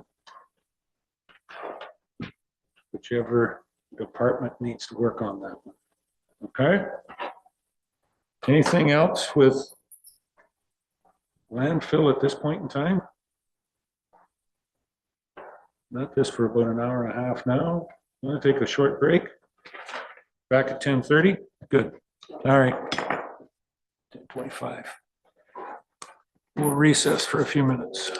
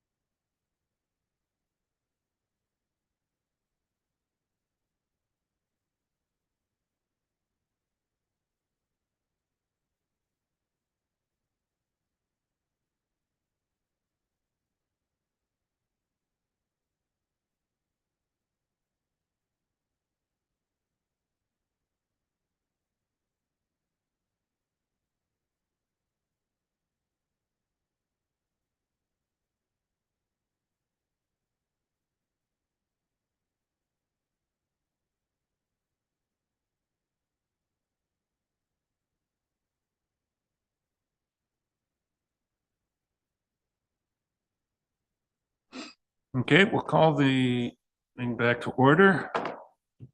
Thank you to everybody. Tom. Thank you, Mayor Eccles, and through you to Director Might, I have just a question. So based on our average asset or assessment,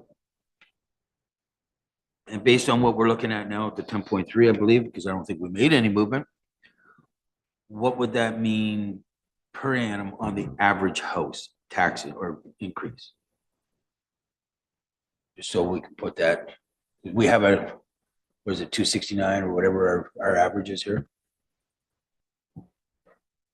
Based on some preliminary numbers, we don't have the return roll yet, but I was working on a bit of preliminary with the county at maybe around 7%. Their increase per 100,000 might be about $38. At our current, this 10.25, we're probably about $76. So that's about $114 per 100,000 of assessment. So average home at 269, you're looking at $307 possibly. Again, those are preliminary estimated assessment numbers. I don't have the final, but that's roughly what it might be. Thank you, Director Mighton, and just that just kind of puts in perspective, because percentages and blending and all that. Let's get to what's going to hit the actual average household. Appreciate it. Thank you. On a 269, what you're saying, 300 and some odd dollars, 85 cents. You can't even buy a cup of, so it's less than a cup of coffee a day.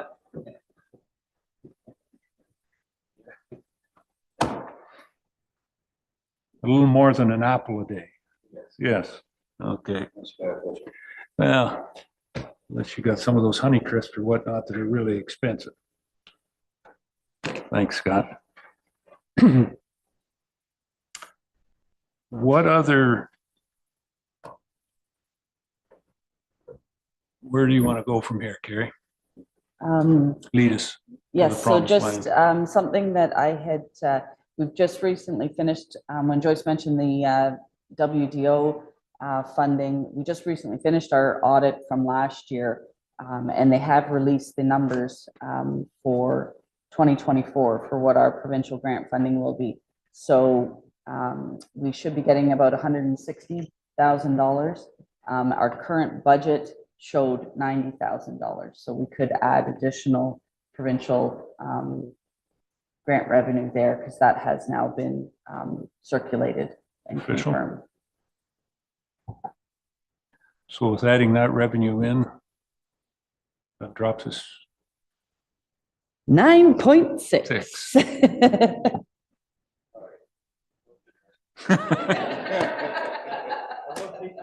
As chair, I am not going to accept that at this point in time. Okay, so that one is a given. Any, that's good on the revenue side. Anything else? I would like us to take a look at the conservation. Conservation is in there. It's up. I don't know if they've passed the budget. I really think we've got much there, other than the fact that category 2s. And what is in that contract with category 2 that is non-mandatory and is discretionary?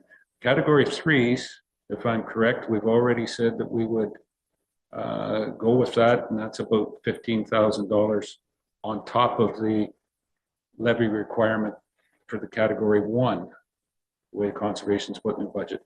The category 2, if I'm not mistaken, for what the deliverables are, West Gray is how much?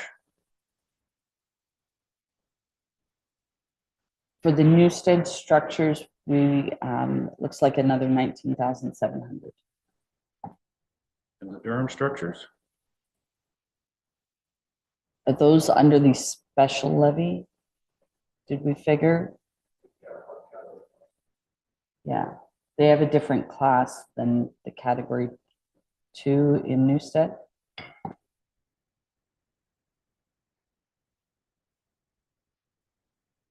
Can we get clarification on that? Because they're both dams. Why would the Durham dams be different than the Newstead dam? And I know it's difficult to ask you, Jeff, should be asked. Conservation Board meeting coming up. Go ahead.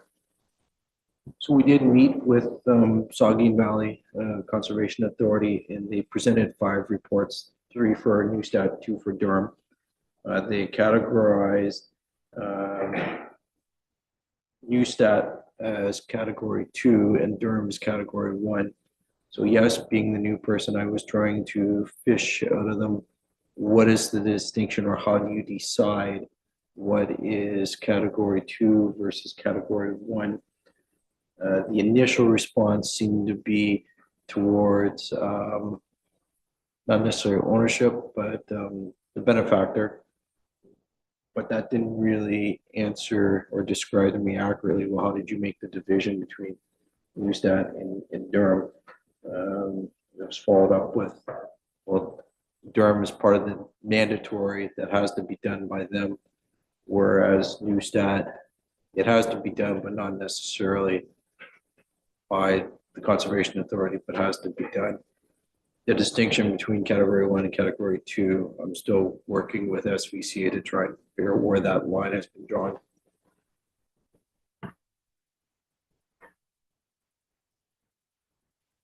I'm going to say I would question on it shall be done.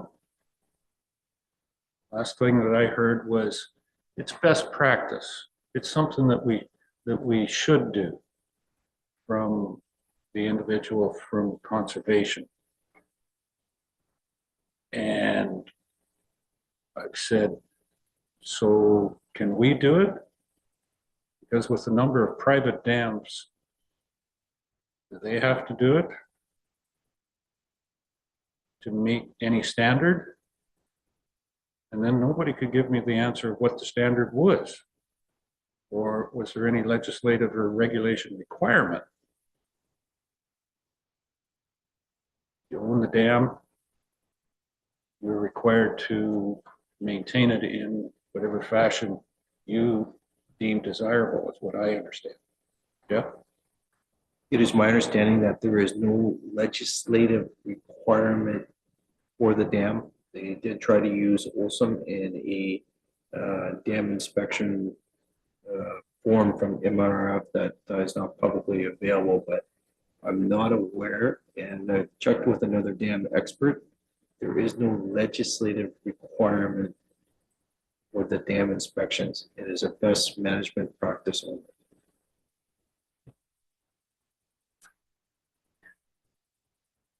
Tom.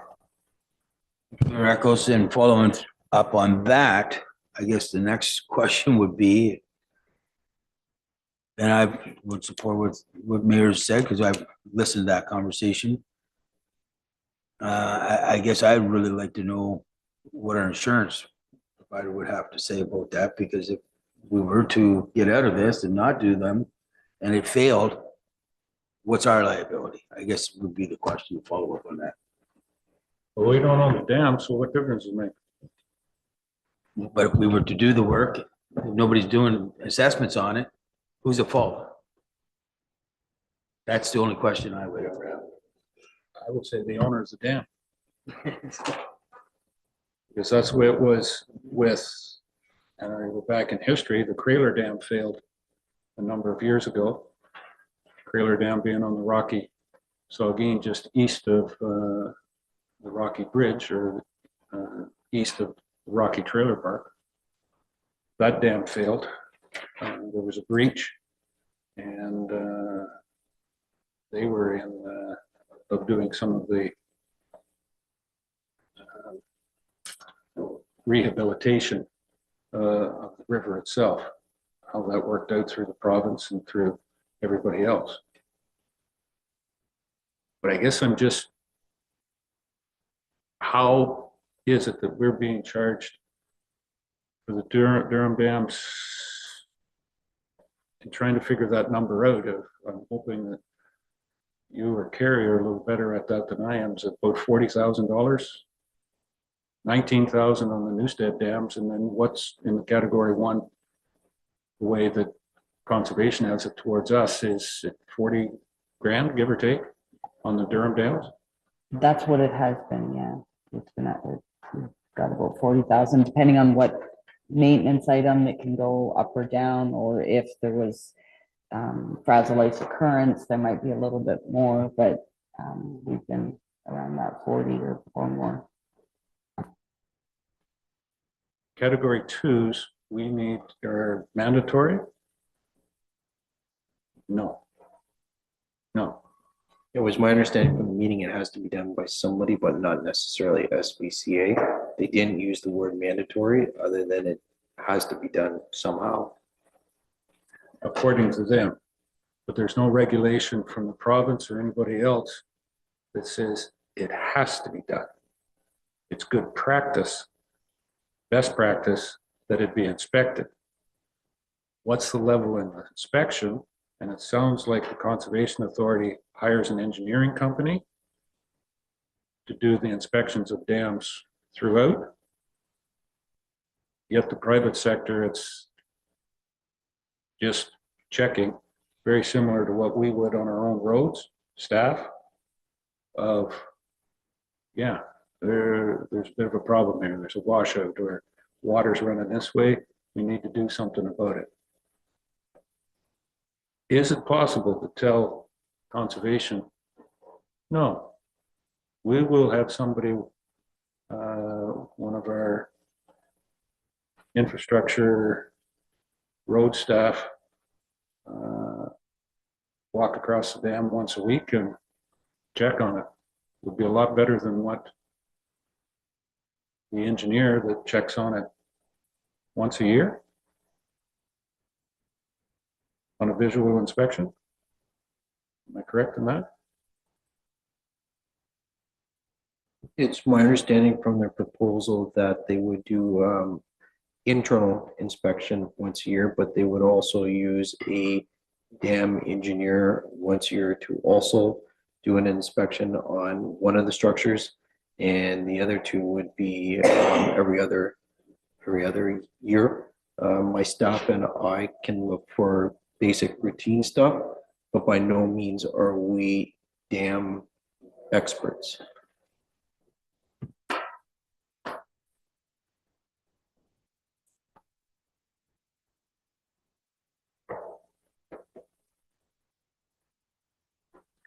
Jeffrey.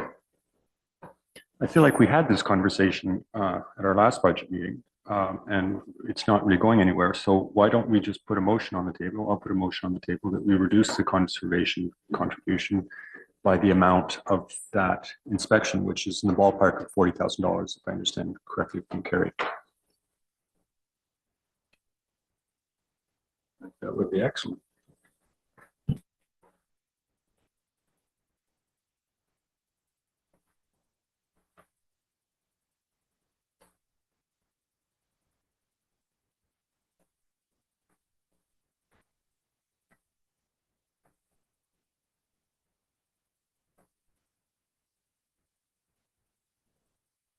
Carrie, before we read the motion.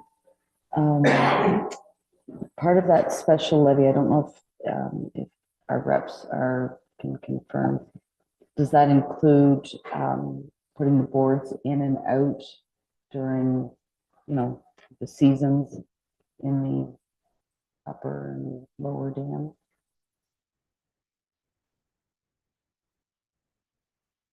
It's not just that inspection, possibly it could be that maintenance item as well of putting the boards in and the Gowan Falls and the lower dam, taking them out, that type of work as well. Does their staff help them in that? Yes, West Grey staff? I don't believe so. Certainly know we've helped them in the past recover. Anyway, is that clear? Tom? Thank you, Mayor Eccles. So I believe this isn't seconded. So I think what Councillor Shea you would consider is maybe we'd want a breakdown of what that 40 represents, i.e. what Director Mike said is what services are provided within that 40 for clarity, because I think it's all blended in there. So we can't identify that, what that 40 represents, again, the boards or anything else that comes with it. Carrie? The Newstead category 2, those would be an addition to your budget. If you want to continue to have them inspect those, but there's no sort of that regular work on them. It's just inspecting those. The Durham one, I'm not sure that, I think they do some sort of ongoing operational work, but we can confirm that. But the Newstead, when you see on here, the Newstead, the additional 19,700 for the category 2 inspections. And that also included some signage and barricades for the dam structure there, just to prevent pedestrians or anyone access liability wise. So there was a few $1,000s in there that the conservation would have been doing that on top of the inspections included in that. That was the only other work I could see in the Newstead structures.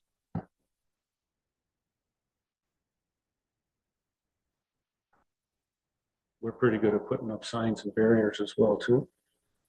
Yeah. Usually doesn't cost us $3,000-4,000 to do it on an annual basis in different structures that we have. What have you got for a motion there? Do you have a motion, Jamie? Three miracles. I do have what Councillor Shea had originally moved. However, given the current conversation, I don't know if that still stands. It hasn't been seconded yet. So if you want to change it, I would say now is the time to do so. But if you don't, then please let me know. Well, let's read it first and then we'll find out what we've got. So the original motion was that in consideration of the 2024 draft budget, council directs staff to reduce the Saugeen Valley Conservation Authority budget by $40,000 in the 2024 draft budget.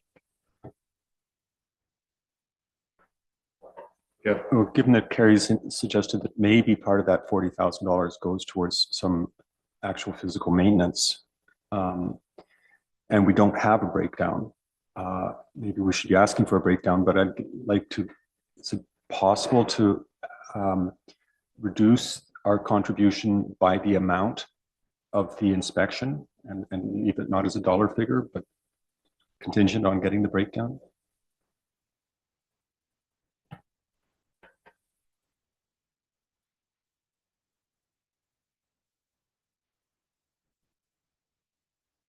I would suggest we put in a number.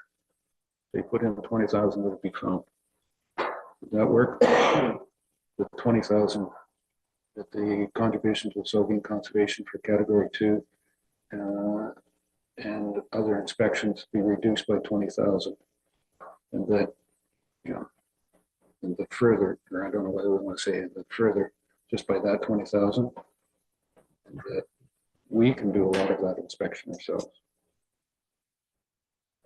That's what we're going to cover. Three miracles. So is that then removing the 19.7 allocated to category 2 and removing an additional 20,000 from their general? I'm not certain I'm following. Well, I think what Jeffrey was saying was that we reduce it by 20,000. So it'll be 19,000 out of that and a few other $500 here or there.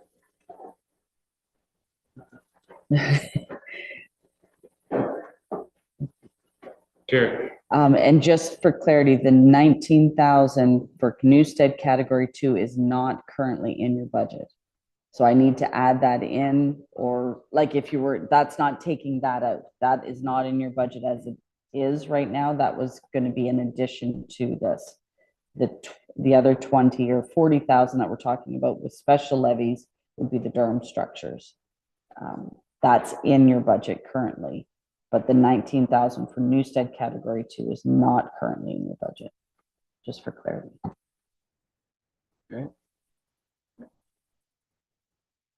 Jamie, you want to speak?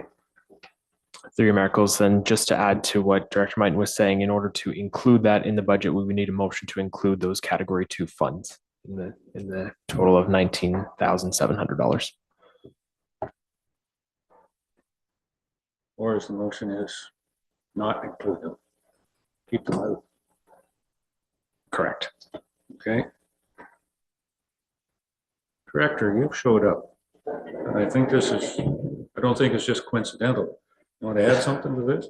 Yes, thank you. Through you, Mayor. I'd just like to say, if council chooses to move forward this, that you're making a choice to not inspect these dams at all. Staff will not be inspecting dams. We're not qualified to inspect dams, and we're not able to do that. So if you're choosing to move forward with no money for its dam inspections, then the dams will not be inspected. What liability that provides for the municipality, I have no idea. That's something we can make forward in the future, but I just want to say that staff will not be performing those inspections. We're not qualified to inspect dams, and I don't expect staff to do that. So can you give me on an ongoing basis, who is qualified at the Conservation Authority to do that? What qualifications do we have that the dams are being inspected? There's an engineer through SVCA, and there's the outsourcing company that they use as an engineer as well, who are qualified to do, through experience and through education, would be qualified to do inspections with SVCA and with what's the name of the company? Or GSS. No, the company that did the inspections. GM Wilkins is the company that's doing all the. And there is qualified inspector on SVCA staff that we're getting this from? They've stated they're qualified. I haven't reviewed their qualifications to say yes or no, 100%. I don't know. They're indicating they're qualified, so I have no reason to assume that they're telling us a lie.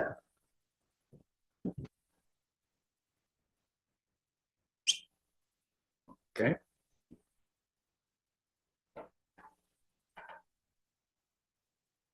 Are we getting value for what we're looking at?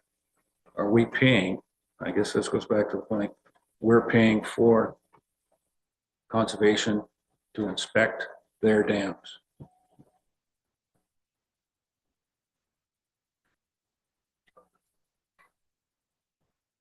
Through your worship, that's something that you would have to probably take up with SVCA board. They've determined there are dams and they're expecting us to pay for it. If you have a difference of opinion, that's probably something that should be taken up at the SVCA board level. So the Durham dams are our dams? The upper and lower dam are, and the three structures, they're not necessarily dams in Newstead, but three structures in Newstead. Now, when they say ours, they're meaning there are value, there are ours to pay for. Ownership does not necessarily come into the equation.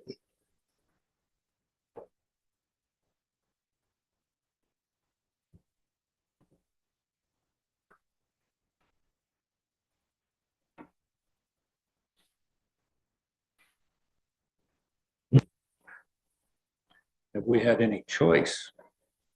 Whoever owns the dams, determining on who, if we are, do we have a choice on who does the inspection? And is there a better way of doing it? We've talked about garbage and a lot this morning of finding more efficient and effective ways to do it. Is there a more efficient, effective way to inspect these dams and the category 2 charges that the Conservation Authority is giving us? At the level that they're recommending inspection, no, there's no more efficient way to do it. Is there a more efficient way by choosing to only inspect them once every 2 years versus twice a year that they're recommending? Possibly. As stated previously, there's no legislation that says you have to inspect them at all. So you're making a choice likely based on liability, and as most choices are made. So if you choose to only inspect them twice a year, yeah, there's an efficiency there to be saved. But they've hired a company to do all their inspections. The municipality would never be able to hire an engineer to do inspections on our structures twice a year and pay less than what they're charging us. If we choose to inspect them once every 2 years or once a year or once every 5 years, then yeah, we would save money. But if we choose to inspect them twice a year as recommended by SVCA, then doing it through SVCA is the cheapest option.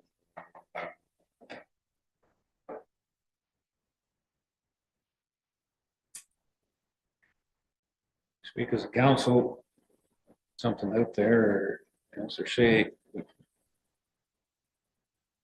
move this of trying to find efficiencies of who's doing what. And hearing the director speak, how do we want to move forward? Don't include another 20,000 that we don't have in our budget right now.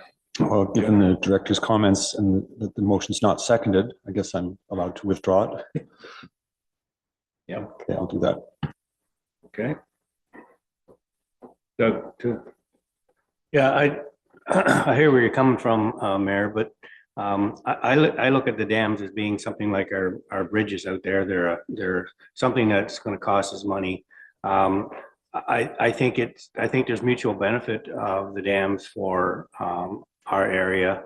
You know, without those dams, what does it look like? And that would be my fear, is if we don't share in the cost of maintaining and inspecting and so on, then if the Conservation Authority says, well, let's just take them out, let's get rid of them, then where are we? And that's also my fear with the middle dam, which isn't Conservation's ministry, but to not have any control or say on those dams, I think it would be put us in some kind of jeopardy. So I think we can continue to support the Conservation Authority in terms of what they're doing, and we all benefit from the use of those dams, whether it be swimming, people boating and so on, people who live on the dams.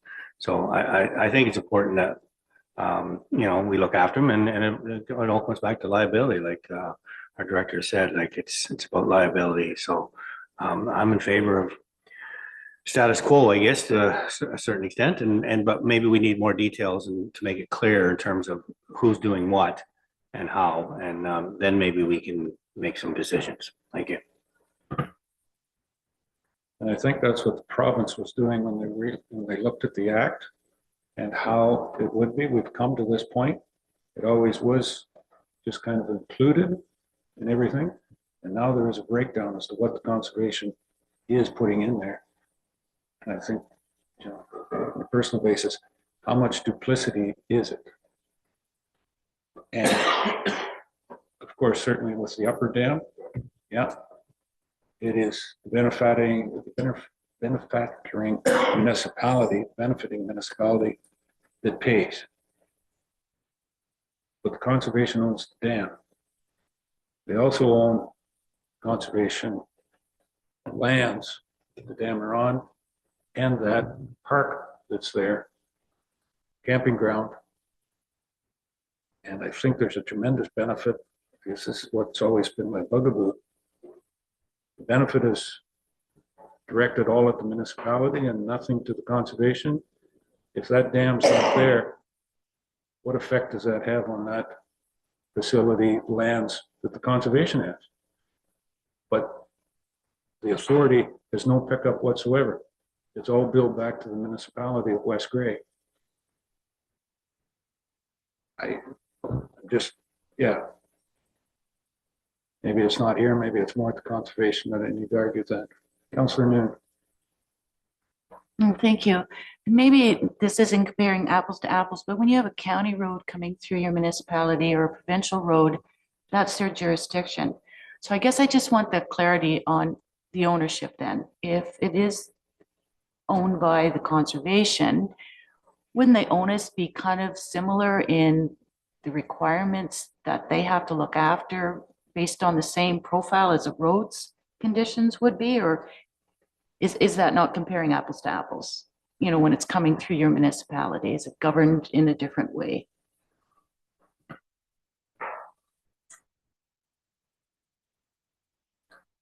I've got an opinion, but I'm not going to share it at this point in time. I'm going to look towards the director on how we've ended up in this position that and I think it even goes back further than just the municipality of West Grey. It probably goes back to both the town of Durham and the village of Newstead. Carrie, you've got some of that background working for and I don't think it's ever been challenged as to why, is it that, there's different places that the conservation looks after the erosion or anything, and it's all included in their grand scheme of things. But there's 2, 3 municipalities. I think Brockton's out of it now because their dam's been removed.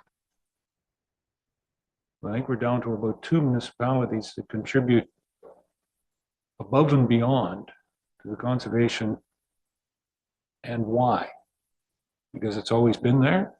I don't get it.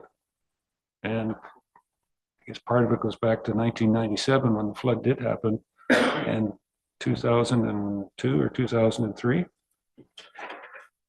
Conservation really wasn't there when that happened because of some of their direction. Anyways, Tom, you'll go ahead.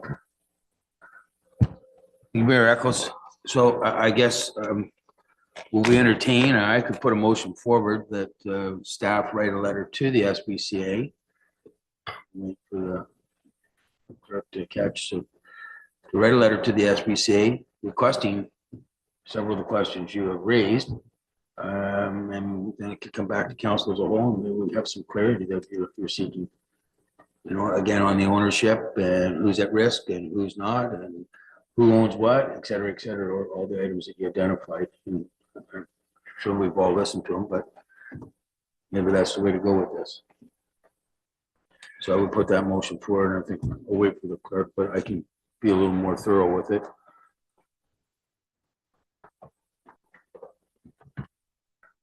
Through Miracles, I have that in consideration of the 2024 draft budget. Council directs staff to send a letter to the SVCA requesting clarification on ownership of dam structures and the risk associated with those structures.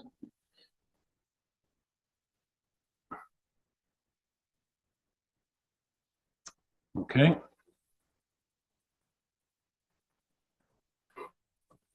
For reductions.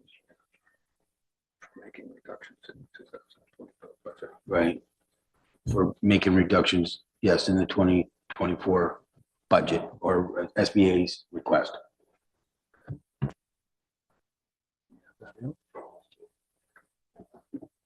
Through Miracles, if I could just get some clarity on that last piece from the deputy mayor. So we're sending a letter that we want a clear understanding of the ownership of the dams. And we are looking for a reduction in the 2024. Well, actually, no, I think just the clarity for now, and then we could identify that we could go back after the other. I think it makes sense, just getting that clarity on ownership and ownership around it. And also in that letter there, clerk, I was just wondering if we could maybe identify that, what the benefit of what the SPCA is getting from the dams, et cetera, just as just a footnote to bring to their attention that they're a benefactor as well as us. So to set the stage for the conversation. So 3 Miracles, requesting clarification on ownership of dam structures, liability associated with those structures, and the benefit to the SVCA.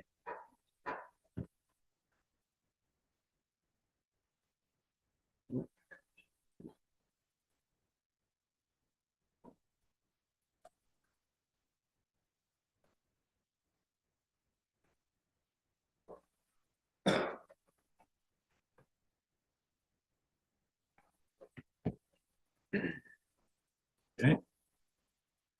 Got that? We have a seconder for that. Councillor Noon. Questions? Dr. Hutch? I'm just curious, wouldn't we maybe want in that also that letter clarification on maintenance and inspection of those dams? Like costs associated with that, wouldn't that help us to understand the breakdown? I think that's what we're meaning by it. I don't think we've asked that though. We're just asking ownership and liabilities. We didn't ask anything about cost of maintenance and inspections. We'll see how.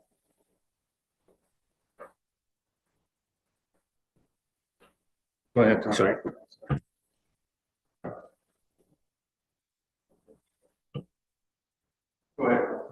Yes, through your worship. So SVA staff has stated on numerous occasions that if council was interested in having a delegation, that council or SVCA staff would be happy to come and present or provide, come and provide a delegation or come and be available for questions if council so choose. So if you would like to request, we can speak to SVCA directly and, give them some idea of what your questions are, either through a letter or through a conversation, and then request as part of that they provide a delegation and come to council and make themselves available for questions.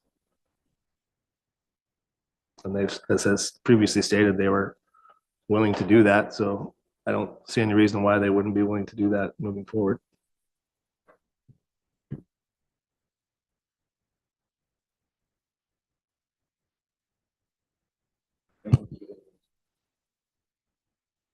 Yes, and okay, so if I may, then what we could do, as a mover, I would add that we would like to request a delegation from the SBC to come do a presentation to answer the questions the council would have as a whole, if you will.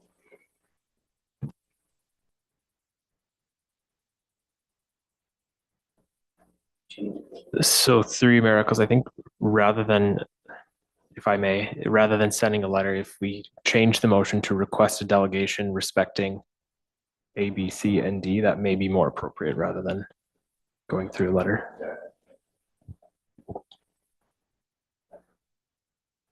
So what I have then is that in consideration of the 2024 draft budget, council directs staff to request a delegation by the SVCA respecting clarification on ownership of dam structures, liability associated with those structures, and the benefit of the structures to the SVCA. Yes, I would move that, and then at that time we can get all our questions answered.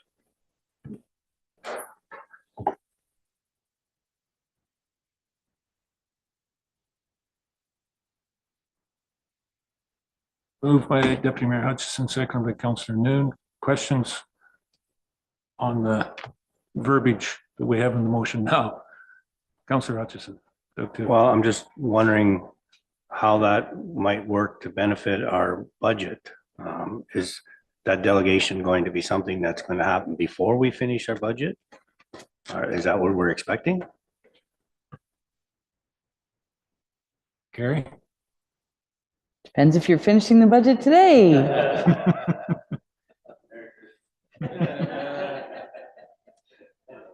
That was the original idea. This was your last budget meeting. We have to schedule another one if you're not going to be at that point today. Could we make slight adjustments when the budget bylaw comes forward? Once it's at the bylaw stage, we prefer that it be final as opposed to amending the budget bylaw as presented. Okay. Anything further on the motion that is on the floor?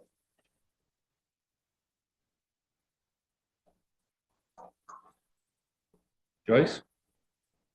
I would recommend that in that request by resolution, a timeline. If we want to get moving on this budget, like if we're going into January now, so we better set a timeline that they'd be able to come and meet with us. next council meeting? Jamie? Thank you, Mayor Eccles. Staff will endeavor to reach out to the SVCA as soon as possible in hopes of bringing them in sooner rather than later. I would anticipate the first meeting in January or earlier if council schedules an additional budget meeting and council wants them there, then we can aim for that. But the intent from staff's perspective will be to get them here as soon as possible. Jeffrey? I think that we should really be anticipating that this will be a lengthy discussion with SVCA, and I don't think we're going to, it's good. I don't think it's going to impact this year's budget. I think it's the right thing to do to have this conversation. There's some chance that the result of that conversation is that nothing will change. There's some chance that as a result of that conversation, we might enter into a negotiation with them about changing ownership, responsibility, cost sharing. I don't think it's going to impact this year's budget, but I do think it's the right thing to do. So, but I don't, if we could finish the budget today, I think we should do so. Okay. If the meeting was to go forward and there was some savings that could be found and whatnot, but at today, we include what the SVCA have there. The factor in that, Carrie, would end up that if there was a reduction in what we're paying conservation in 2024, if there was something, we end up with a slight surplus. So there may be something that wouldn't affect what today, but it may affect the year end of 2024. Yep. One other quick question. How many other dams does the municipality have that are on the Saugeen River or any of its branches under the conservation that are not inspected?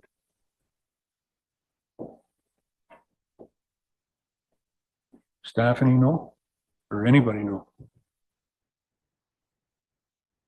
Yes, that we own. Or that the conservation owns that aren't billing us for. Yeah, I know, it's not quite in the budget thing. You're starting to get to me. We'll have that discussion later. Okay. Motion on the floor is to give direction to set up a meeting with SVCA Council to defend their budgeting process. Any other questions? Call the question. All those in favor? Any opposed? That's carried. Okay. So there we've added in. Haven't yet? Anything else on the conservation? And I'm going to go to Carrie first and then Jamie. Carrie? Yeah, we have not added in category 2 Newstead inspection and work there. That has not been added. Jamie? Through Mayor Eccles, I would suggest that in order to deal with that, it would be appropriate to either make a motion to include it or make a motion to forego the inclusion of that item in the 2024 budget.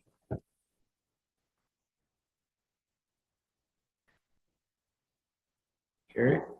And probably foregoing give notice to the Conservation Authority so that they don't start to do that work. If we're not asking them to do the Newstead category 2 items. I think that's a sign in. We have to sign an agreement with them to do the category 2s. Yes. Yeah. Thank you, Mayor Eccles, and that goes back to what CBO Shipwrecks brought forward to us is it's not being done by anybody. What's the liability and whose liability is it? That's the only thing. I don't understand that part of it. So I'm concerned about that. You know, if it's just left unattended altogether and something did happen, that's the part I don't get. So it's concerning. So to add that in and not to sign an agreement, to put that in and not sign an agreement with SVCA until they did come here. And again, it would come as a but we didn't do it, then it would just be money going into the reserve, I guess, general reserve, if we didn't use it. Okay. We're looking for a motion either to include the category twos at this point in time in the West Grade 2024 budget, or not include them. Looking for someone to put a motion forward. Jeffrey. I move we include that in the budget. Okay. Category twos from soybean conservation be included to 19,700. Do we have a seconder for that? Thank you, Mayor Hutchison. Questions or comments? All in favor? Opposed? That's carried. Okay. Councillor Hutchison. I just had a couple questions about, before we leave this conservation budget. So just trying to get a handle on the category threes within the budget here. So obviously my understanding of category threes that are non-mandatory and we don't really pay for them, but there are a couple in here that looks like everybody's paying for. For example, on page 17, there's public awareness and communication, general communication, marketing awareness, and so on. There's 7,000 was in previous year's budget and 7,000 in this year. So my understanding is that every municipality has agreed to pay that. That's the only reason that that would be in there, right? Because it's shared cost, category three. Yeah. Curious, got a comment towards that. Yeah, the category three, council previously agreed to sign an agreement. That's one of the items is the communications, but there's 110,000 or 100 some thousand that's being shared by all of us. Our share of that is $12,038. Yes, it had to do with some water sampling, but also this communication was also that was part of it. All of these non-mandatory doesn't have to be done. We decided, yes, we want you to continue to do it. So that is in there when you've already signed that agreement. Sorry, yeah. So I understand that. I didn't realize that that piece was included in the water sampling part of it, but that's fine. We've given the go ahead on that. The other one I wondered about was on page 19. There's a category 3, which is land lease and agreement management. So my question is 25,000. Yes, last year was 20,000. It's $25,000. My question is, has the Conservation Area Authority looked at maybe selling off some property to help with some of the budgeting thing? I know that they have a lot of land. I'm thinking, for example, pasture land around Bells Lake. So has the Conservation Authority, this is my question to the board members, I guess, looked at possibly selling off land to help with budget costs and so on, given that they have a lot of land, and I'm not sure if they need all the land they've got. I'll leave that for my. A great question to ask when the delegation comes. Yeah, I don't think that in this portion of it in our budget descriptions for today, but yeah, for that, I can say there's been some slight hints about that, but it has never been taken up a whole lot. But I think it would be on the delegation side of it, of how to manage their budget. Okay. All right. Anything else on the conservation?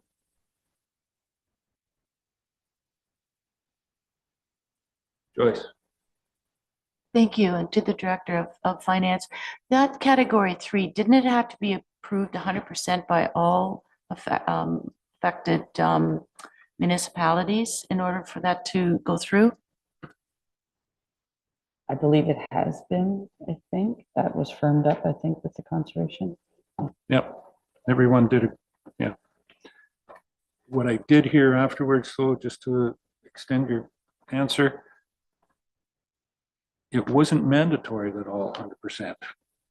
It was put out that way, But in the end, well, what would happen if somebody did back out of it?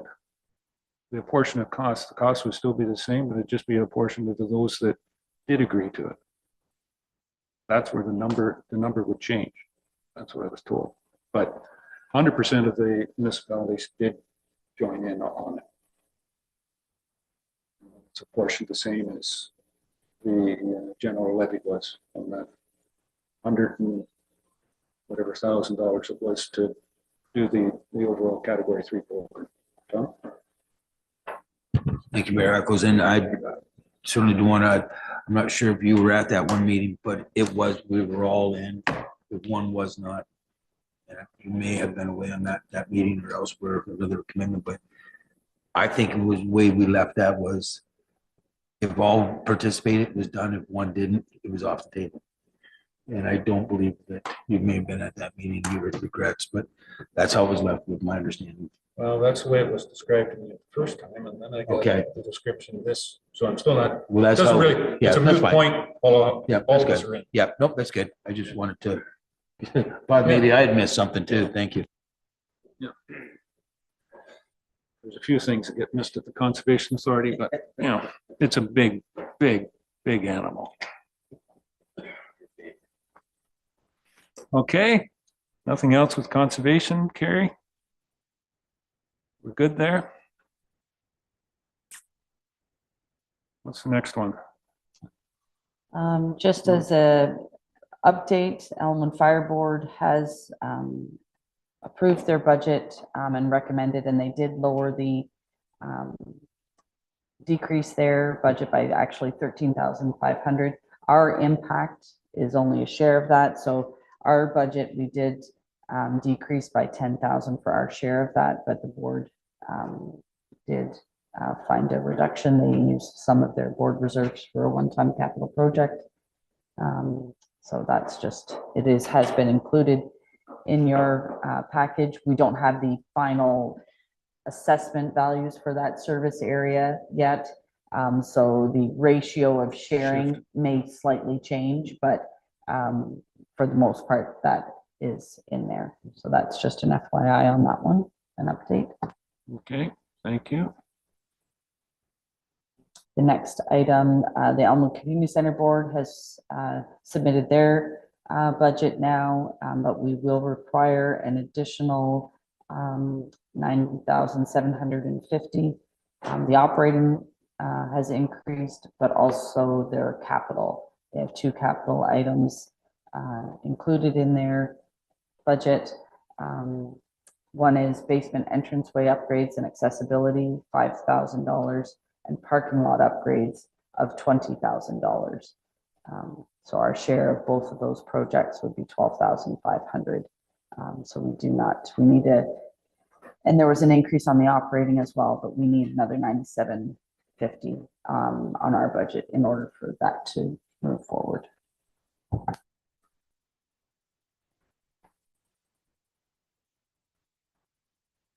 Thoughts, comments? Reason that they need so much more money? Anybody from the Community Center Board want to comment? Defend this budget? Scott, I put you on. The parking lot expansion is because Brockton paved the sidewalks to the community center, so there's no parking on that side of the road anymore.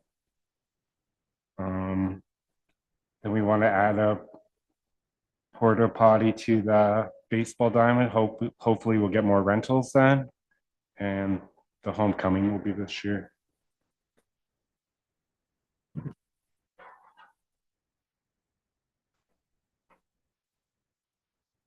So that should increase the revenues for the homecoming, at least 3 or 4 days.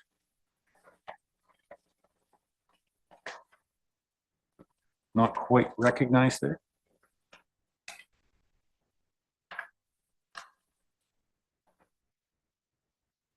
Anything else?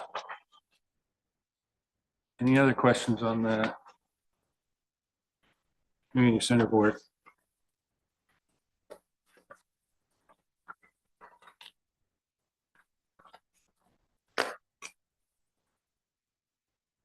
Carrie said we've got to add another 790.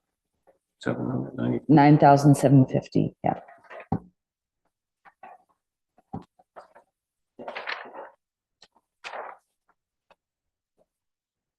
Anybody in for moving that?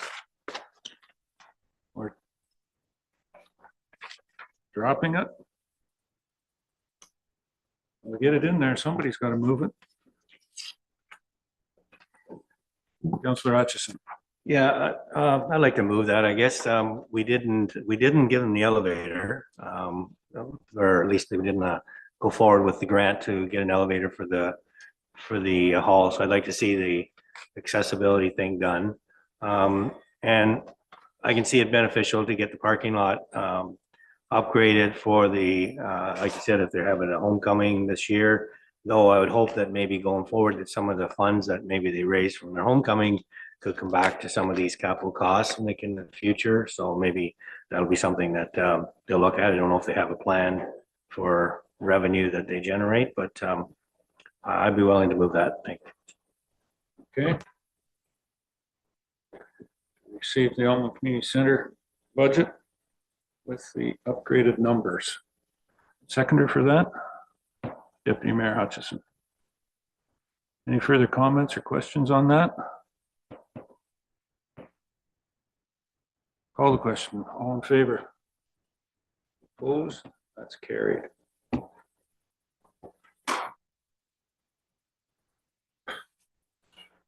I'm going to suggest we take another quick break before lunch will be here about 12:30. So take another quick little break right now. And then we'll run through until lunch.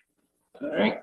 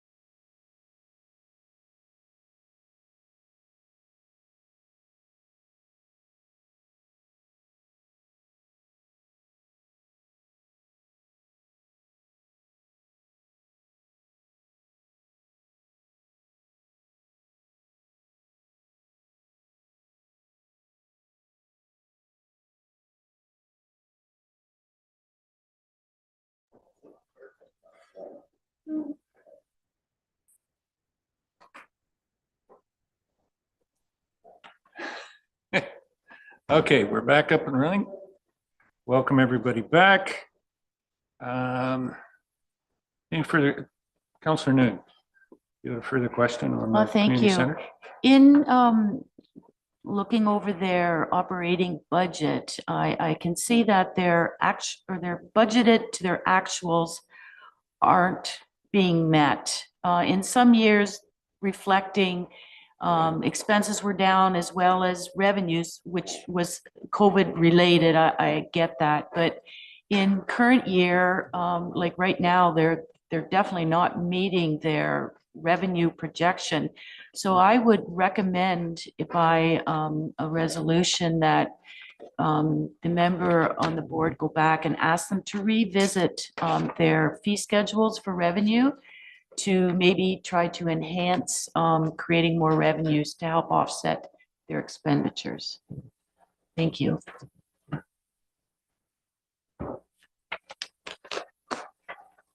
Okay, so that's a motion to have our member of that board take a look at it. The kind of Elmwood Community Center, sorry. Okay. And you're seconding that for work program? Now, we'll get somebody, if we can, we'll get somebody to second it. Okay. Deputy Mayor? Comments? Scott? Go ahead. All right, so are you referring to the 2023 one? Because the 2023, that actual would only be to about September. Okay. But just looking over. Yeah, just looking over all the years, like they're just not meeting, the revenues to help offset the expenses. So therefore, they're carrying these deficits forward. Those deficits then will definitely impact Brockton and ourselves as well. So if they can just try to find another, just revisiting their fee schedules, maybe to help offset those costs. Scott, go ahead. We have been looking at the fee schedules the last meeting or two.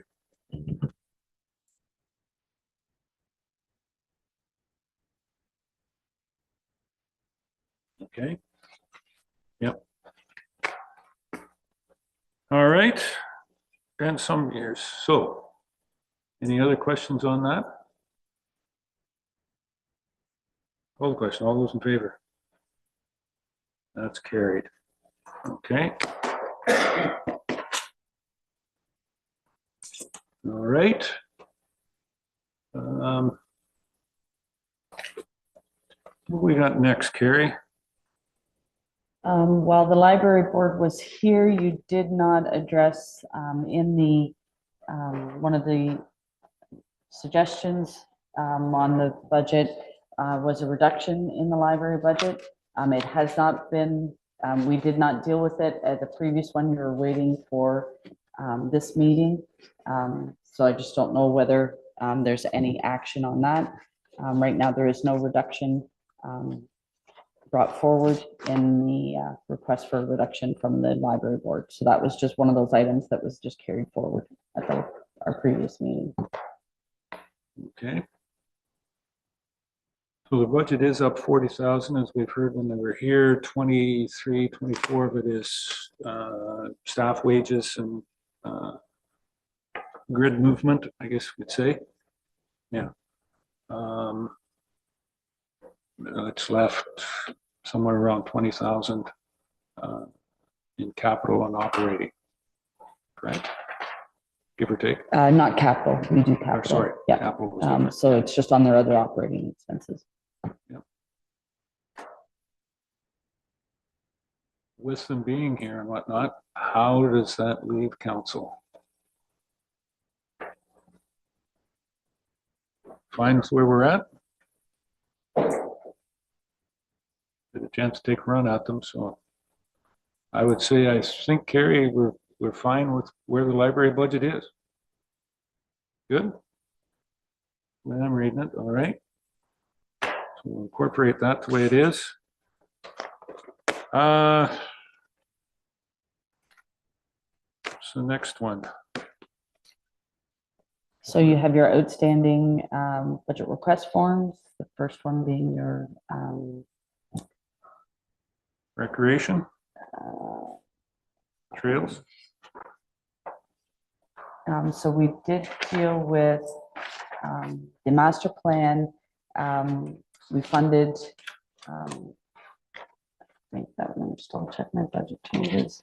We did fund portion of that, 15,000 from the parkland dedication, and left 10,000 in the budget for to be funded from the tax levy, which equals the current year's 2023's tax levy contribution of 10,000. So next year doesn't result in a tax levy increase, but we would get the study done, and then you would, going forward in 2025, you would still have that 10,000 in the base to do additional work should the plan be adopted. Okay. Jeffrey. Councilor Shea. So are you saying that we had 10,000 for actual recreation activities last year, and we are putting 10,000 from this current budget year towards plan, and then we will maintain that 10,000 and go back to doing actual recreation activities? Did I understand correctly? For the trail, just speaking specifically of the trail, the question had been whether we could use parkland dedication fees for the recreation and trails master plan. So we pulled some, but we do have in the trails expense for 2023 and 2024 so far, $10,000. But that would go in 24 would go towards the study, not activities like putting gates up or additional stone dust or expanding. That none of that would be in 2024. We would just do the study. And the 15 that's coming from parkland dedication, would that parkland dedication fund typically be used for things like playground equipment in parks around the municipality? We've used it for playground equipment in the past. The Planning Act notes that municipalities fund growth-related costs for lands for parks and other recreational purposes. The Parkland Reserve Fund is the fund into which the proceeds from the cash in lieu of parkland fees are deposited and used for the acquisition of new parkland and recreational facilities and capital improvements to existing parks and recreational facilities. So that's the from the act, that's the direction that's in there.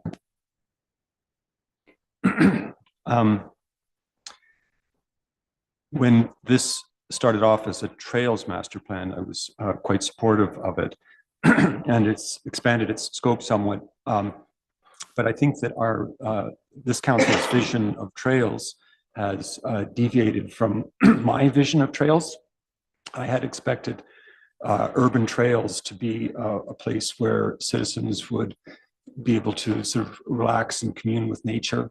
I do like walking the trails around Durham quite a bit, but it seems that we're taking our municipally controlled urban trails in Durham, for example, and turning them into mixed use with motorized vehicles, which is not really what I thought the trails and the trail plan should be supporting. So while I originally spoke in favor of the Recreation and Trails Master Plan, I'm not so certain that it's something that we need to be doing right now. We could be taking that money, the parkland dedication and the tax levy contributions, and applying them to actual costs like acquiring playground equipment and enhancing other recreational facilities. So I'm just wondering if we should revisit this $25,000 contribution to the master trail and recreation plan. If it needs a motion to get the conversation started, I would make that motion, but I'm curious to hear what my colleagues have to say. So do I understand what your thought process was there is taking this master plan and taking it out? of doing the master plan and taking some recommendations of enhancing what we already have. Okay. Well, we need a motion to start the discussion on that, but I'll look for any, I'm going to say, I'll look for any other comments. Doug. Well, just point of clarification, first of all, it got in here and I'm still not 100% sure, Carrie. It says it's bracketed $25,000, but there isn't a tax levy. There isn't a 25,000 hit to the tax levy, is there for this? Okay. We amended that at the after the October 31st meeting. At that meeting, it was asked that we look at whether parkland dedication fees could be used. So when we came back for the November meeting, we had allocated $15,000 of parkland dedication fees towards that. The report, the budget request form wasn't updated, but we did allocate a portion of parkland dedication fees towards it. So the tax levy contribution to the study is $10,000. Oh, the tax levy hit is 10,000, right? Okay, so we're looking at 10,000, and we have 10,000 from this 2023, which we're going to use some of it for signage and whatnot to whatnot. But I agree with Councilor Shea that the trail maybe has changed a little bit in terms of its look because we've now allowed snowmobiles to access it. But I think we decided that that's sort of like a temporary, let's try it trial type thing, that we'll see how it goes this year. Like the way we're going, we may not even have any snow for snowmobiles. Like it's one of those things that the season is getting shorter and shorter all the time. But I too believe that I still think the trail could be a combination of multi-use and single use sort of thing, or multi-use and non-motorized, put it that way. Just because the way it is right now and the way we tend to going forward, there are some sections that are privately owned and that we have to get land agreements and so on, like south of Douglas Street. Then we have, another section that goes through the industrial park, so on. So there's a fair bit of work and on unknowns here yet, but I still like to see us put some money towards it to keep moving it forward. But I agree, some of this parks money could be used for other areas. Like we have some playgrounds that we need to do some work on and put in some new playgrounds. So I'm hoping that we can do that. But I hope that we can still keep the 10,000 in there going forward and keep moving this thing forward. Thank you.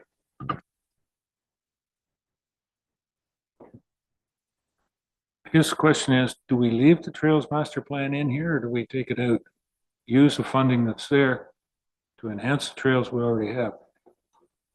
This question either is for Public Works or Community Services. What's the master plan give us? What are we looking to get out of the master plan? To tell us that we have a trail and where it goes? Cody?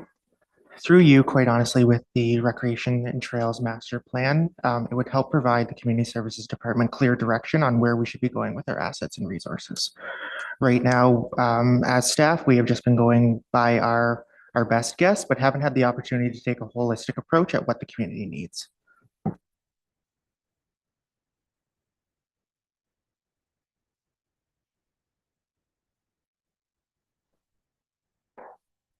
So the master plan is to get community input on what the community is going to tell us we need. I'm still just struggling. Laura? Thank you, Mr. Mayor, if I may. Part of the motivation to work on a master plan for this particular sector of our business is that West Grey is growing and we're getting lots of newcomers, and we don't know what opportunities they're looking for and where they're leaving our community to find those recreational services. So master plan means it's a long-term vision. And what do we need to plan for moving forward as the community continues to grow and change? And, use of trails would be a part of that for sure. But what other recreation services should we be looking at, and what do we need to budget for and invest in the future? Joyce. I know we're not on this part of the agenda yet, but we're having discussions on an economic development officer. I would anticipate that this position could look at more defined for these types of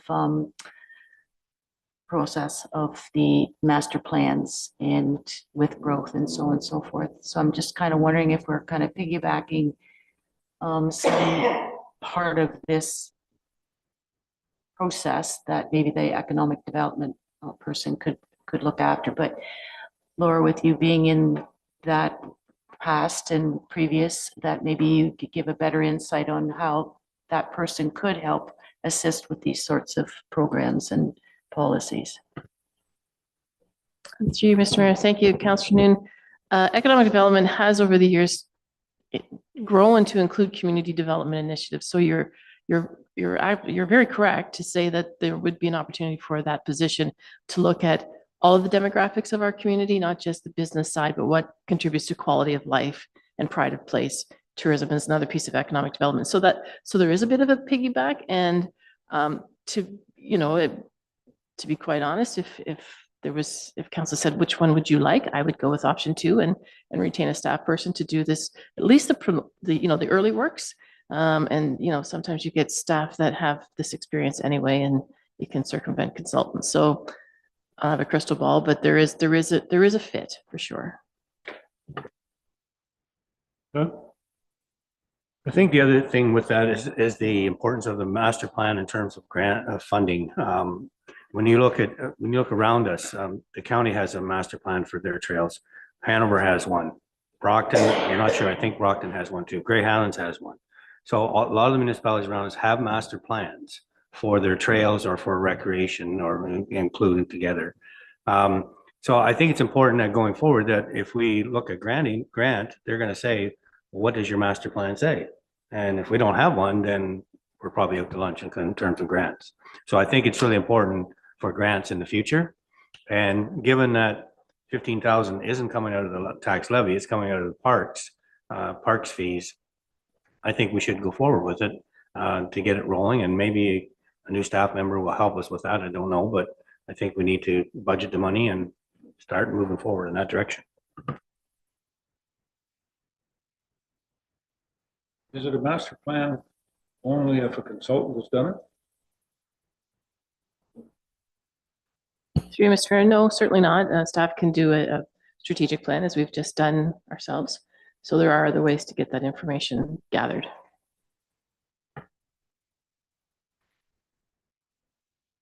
I think everybody knows my opinion on consultants, but anyways, not here or there. The one thing about when you did say the $15,000 isn't coming out of the levy, no.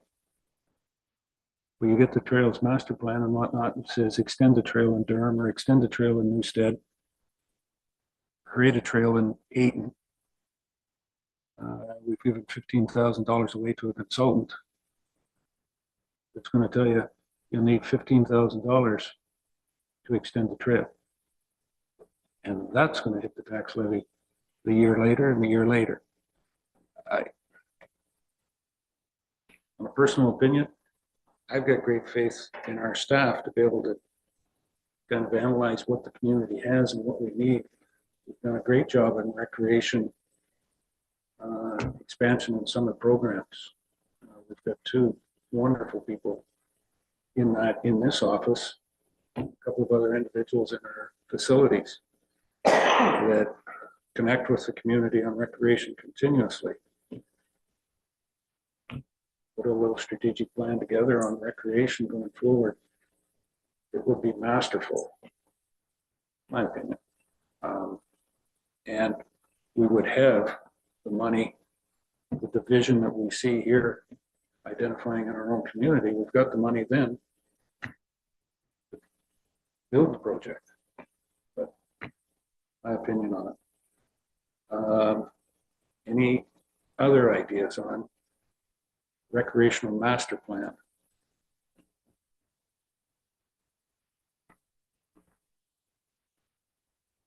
Councillor Shea, you had said about removing this and doing a lot of this work in-house to make it a master. Well, I'm just looking at Hanover's master plan that Councillor Hutchinson brought up. It's characterized as a recreation, culture, and parks master plan, and it doesn't include snowmobiles, I noted. I don't really want to support a master plan that's going to build snowmobile trails in our urban settings. So that's why I'm moving to strike the master plan. How staff reallocates resources that would free up would be up to your imaginations, and I'm sure you would do a good job of that. Yeah, it's some of my argument, Mr. Mayor. Through Mayor Eccles, what I have from that then is that in consideration of the 2024 draft budget, that in consideration of budget request form R-02-24 Recreation Trails Master Plan, Council directs staff to remove the $10,000 allocation to the Recreation Trails Master Plan from the 2024 draft budget. Okay. So you've moved that, Councillor Shay? Carrie? I'm sorry. Just for clarification, is it remove it, or are you wanting to reallocate it for it to be spent on like trails expansion, signage, something? Just a clarification, whether it's a removal or just reallocate from the master plan towards expenses to keep moving the trail forward. Just ask. Jeff? I would say remove it, and I would also not only the 10,000 from the budget, because it's actually 25,000 from the budget, 10,000 from the levy.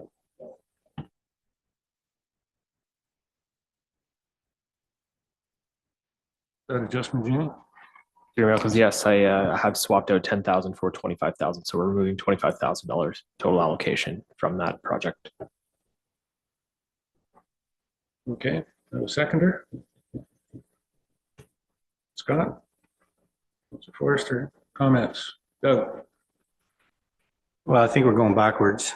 All the years I promoted the trail, I think basically we might as well go back to the way it was before, which is it was wide open.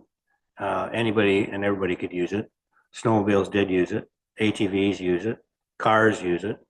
And just ignore it like we have for many years.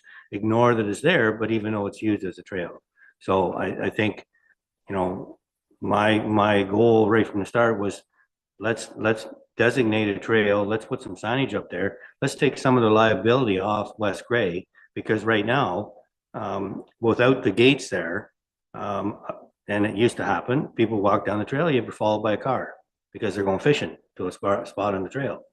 So, you know, if you want to ignore it, fine. But I think we're going completely backwards here instead of going forward. Councillor Mitt. In support of you wanting the need for the trail, I would recommend that that money be reallocated to a CEO for wages and to help promote the trails for growth, like, and what it represents. I think we can still capture it, but through a different departmental, and not, you know, just reallocating that money to another source that's needed. Yeah. And we've got the motion to remove it as trails master plan being done by a consultant. Isn't that the way that it's in here? Correct. Yes. Yeah. So I think we've got to remove this if we want to go where you're thinking about going, and or maybe further what Doug is talking about. Doug too. This comes out as a consultant, putting $25,000 to a consultant. Then I think there should be another motion after this, however this one goes. Doug? To get to give you a little history on where I've been coming from, I've been pushing for this thing. And a lot of times when I run into a roadblock, it's from staff. We don't have a master plan. We don't have a plan going forward to work on the trails. So even though we've started to work on it, we've done a little bit, but it keeps coming back to, we need a plan. What's it look like? You know, what are the criteria? What's the policies? Who's the users? All these things that you have in a plan. So you can say, okay, we're going to continue working on the trail, but it's going to come back to the same thing where, you know, Laura and Cody are saying, well, what's your plan? Well, I don't know. Like, I know what I want. I know what I'd like to see, but there's nothing written down. There's nothing to say, this is what we're doing. So we're going back to square one, as far as I'm concerned. Okay. Anything further comments? Tom? Just for clarity, so what we're saying is we remove this item, we're removing a consultant to do this $25,000 work. Is that really? Because I don't see that jumping out what's in front of me, but. And then we can re-enter into next motion of what Councillor Hutchison was saying. This is to remove a consultant, just for my own clarity. Is that correct? That's the way I understand. Yeah, I just want that clarity, then we can vote. We can look at another motion. Thank you. Thank you, Mr. Mayor. Yes, if this motion passes, we will not be doing a Trails and Recreation Master Plan next year. Through a consultant. When I think of staff capacity, it's highly unlikely that we will be able to do a Trails and Recreation Master Plan next year. Councillor Thomas, that one. But a master plan done by staff is recognized, is what I think I'm hearing, like a plan developed when you're going for grants and everything. So I think theoretically, if this gets pulled out, and I think to what Joyce was saying, if we give the green light to an economic development officer, and part of their position would be to develop a plan for the trails and recreation, that would be recognized in order to get us grants. Is that? Laura? Through you, Mr. Mayor, yes, Councillor Townsend. Current staff capacity would not allow us to successfully complete any valuable master plan. A position that would be a fit toward this work is always an option, and it would include economic and culture development components in that kind of a plan. Okay. Anything further, Doug, too much? So if I understand this, if we pull this, then we're going to say that we're committing staff to create a recreation trails master plan, but we don't have that staff, and we haven't committed to even have that staff yet. So if we don't go for the staff, then the whole thing is gone, because our staff, present staff, are saying they can't do it. They don't have the time. So there's a juggling act here. So I don't know. I'll leave it at that.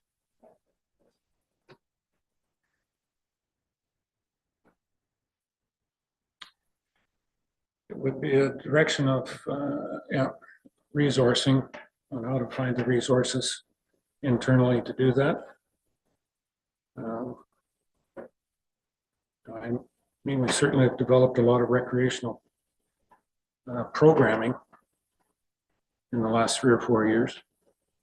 So how much more can be done, or is it more on the programming or more planning where we're going and instituting those direction?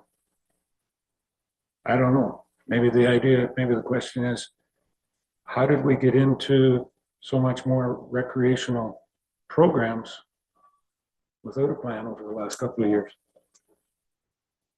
How did we get the gates on the trail? How did we get the signage on the trail? How did we get, and this is specifically just talking about the trail in Durham, how did we get the trail in Newstead to be where it is? Because that was the one that seems to be just left out there. But that's all been accomplished. I'm not sure that we're recognizing what we have accomplished with what we have and what we're thinking that, what we might need, or more about what we might want than what we really need and have. Just to my mind. Deputy Mayor. Thank you, Mayor Eccles.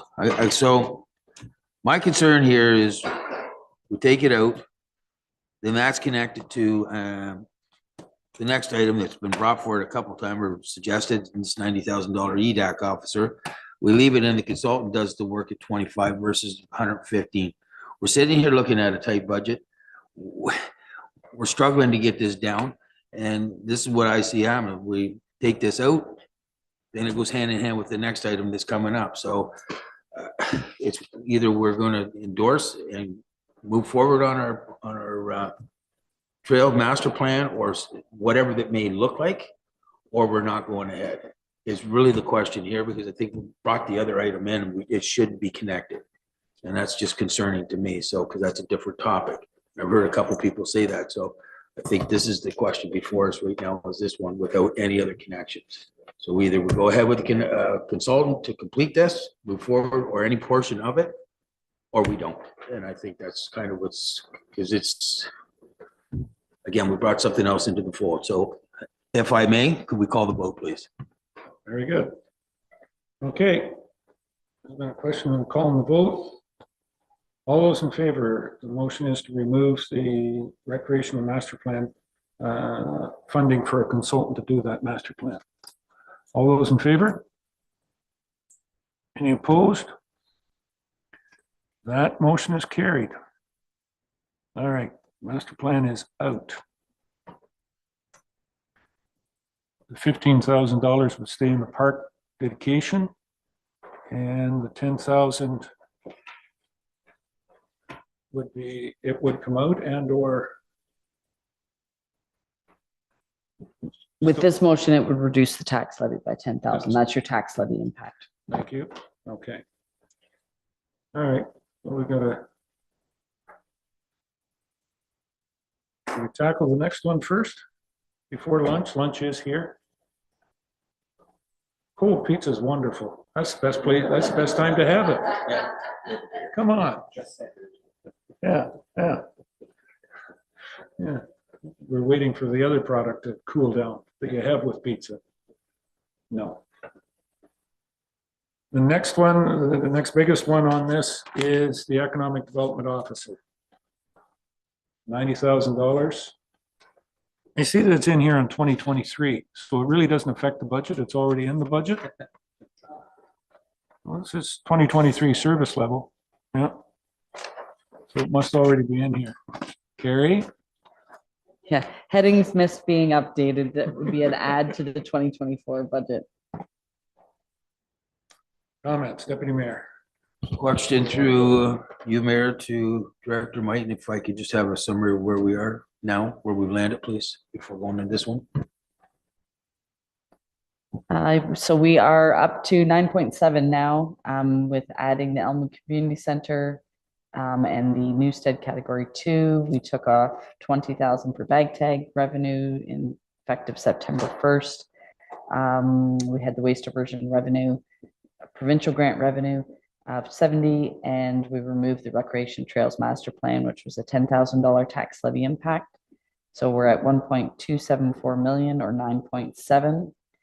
It's approximately 5% on the operating, 653,000, and 4.7% on the capital of 620,000. Okay. All right, Joyce. This is on EDAC. Okay, getting into the Economic Development Officer position. Prior, we were informed that that wage was reallocated to a planner, which we currently don't have in place. I realize we have contract positions now that would be utilizing that wage. But could we not, I'm not just too sure I would rather see a shared service for a planner versus an economic development officer. So if there's any way that staff could look at how we could kind of change the format of that wage bracket. Bring in an economic development officer, doesn't have to be immediately to help offset that cost. It could be maybe midway through to reduce that wage. And yeah, get that position in place. I think it's a valued, and it was part of our strategic planning. That was number one. So I think we need to move forward on that position. Thank you. Okay. Your thoughts? Go ahead, Jeff, before we make a motion. Well, I was going to agree with Joyce in general, but also to quote yourself, Mayor. I know you like saying we don't need to get consultants to do this work because we've got excellent staff that can do this. I think in terms of economic development, we've identified that as a key priority within the municipality, and we don't have someone dedicated to that task. The idea of thinking sort of expansively and thinking that this person could do things beyond economic development, like cultural development, is forward thinking, and I think that's the way to go. So I support Joyce in this, and also like the idea of starting the position mid-year to sort of soften the blow. The only thing about starting at mid-year and only including half is wage gapping, and you've already committed now a full, 45,000 into the 2025.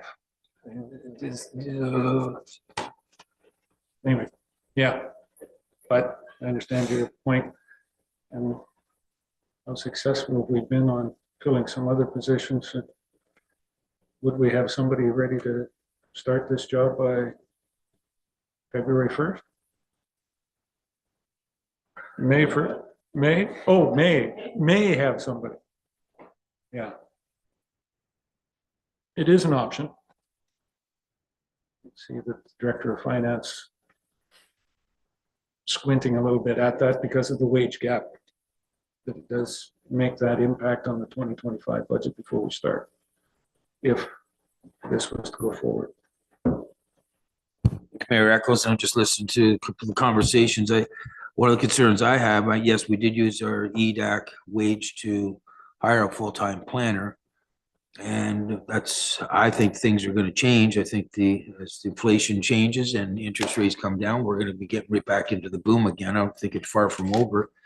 And that's going to put us in a position where we're going to need to hire another full-time planner to service the community that's going to be in the developers that are going to be here. And then we're going to be faced with another full-time employee. And we're struggling trying to keep this thing, like we're still sitting at 9.7 without, bringing this new proposed, which is going to take us well over 10%. So that's the concern I have. And I don't know how much is at the county to bring with a blended to bring this down.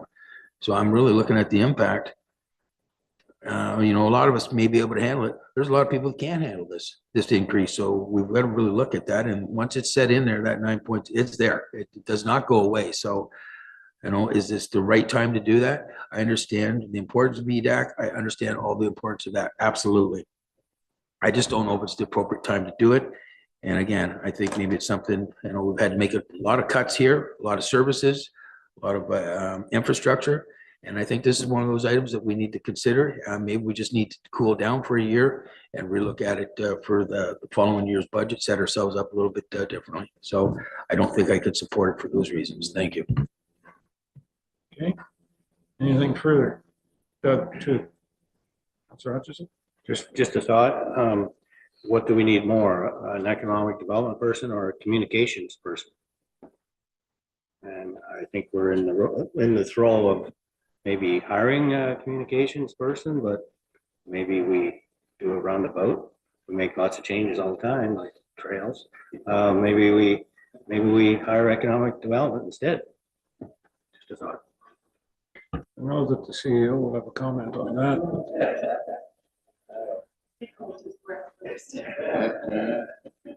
Thank you, Mr. Mayor and Councillor Hutchinson, for the idea.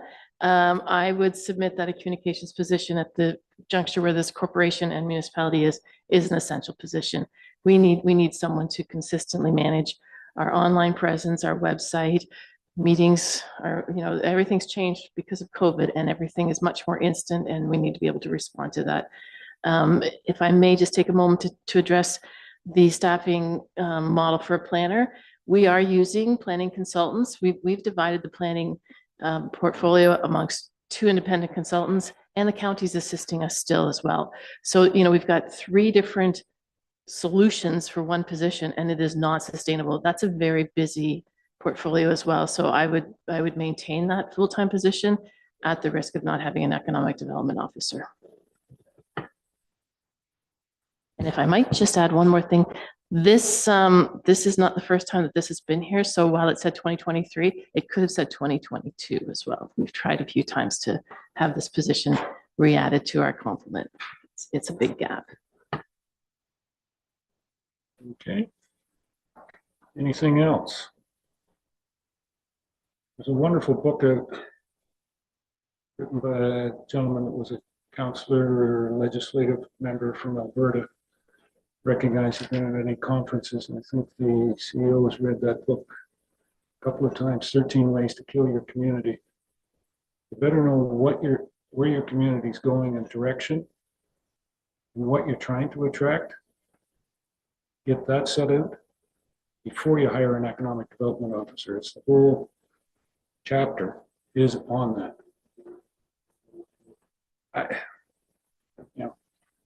And to the deputy mayor's point, things are going to change. There's going to be a big boom. I guess I'm looking at it. Well, if that's the case, do we need somebody out there? The boom's coming anyways. We've seen how much economic development, subdivisions, housing, growth that we've had into the community already, and didn't have an economic development officer. And yeah, we have somebody out there that's selling the community. Is that what an economic development officer does? And Tom's point, county has a huge connection. All kinds of stuff that goes through the county. Does that trickle down? Do we need somebody to communicate up with them to be able to figure out how it fits in here? Or do we need the planner here that the county is already attracting and that we have the planning process in place for that community? Laura's point, you need a planner and you need an economic development officer. In my mind, I think you need the planning first.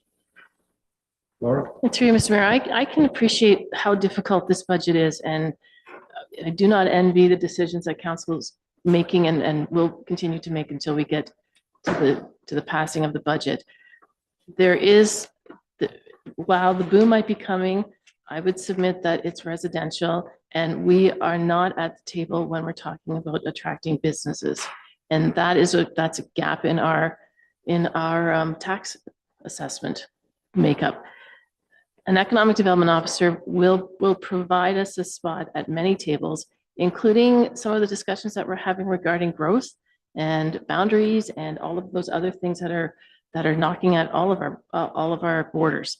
So if this position isn't possible this year, you'll see me again next year, because I'm totally invested in the fact that West Grey needs somebody to sit at those tables, someone to sell the municipality, and someone to help the businesses that we currently have and support them to grow as well. Tom? Thank you. Through you, Madam CEO, I appreciate it. I'm big on EDAC. I think, because I do sit on the EDAC committee, which is Planning and Economic Development Committee at the county, and the message there is not changed. Shovel ready. We're not shovel ready. If we were shovel ready and we made that investment, we would be. Pardon me? Yeah, no, and that's the thing, is the county has the contacts and they're ready to bring people, and it's all the municipalities. Nobody's in a position right now because we're not ready with the infrastructure in place to send them. They have lots of businesses and lots of growth, and we include some smaller industry that wants to come here. I just don't know by us having a local or our own EDAC officer at this stage, is going to really make that big of a change, because the county's helping us with this and they're trying to push, and I know the chamber's working on it too, because I obviously sit at the chamber. That's all it is. And it really comes back to the number that's before me on this budget. And that's the biggest concern. That's why I'm hesitant to do anything as much as I like to see that. I just have a hard time with the number that we got to put out to a lot of people that cannot handle a big increase. So therefore, I have to stick to, I just can't support it this year. Thank you. Or for 2024. Thank you. Okay. So you're putting that motion forward that the economic development officer not be included? Yes, sir. Moved by Deputy Mayor. Do I have a seconder for that?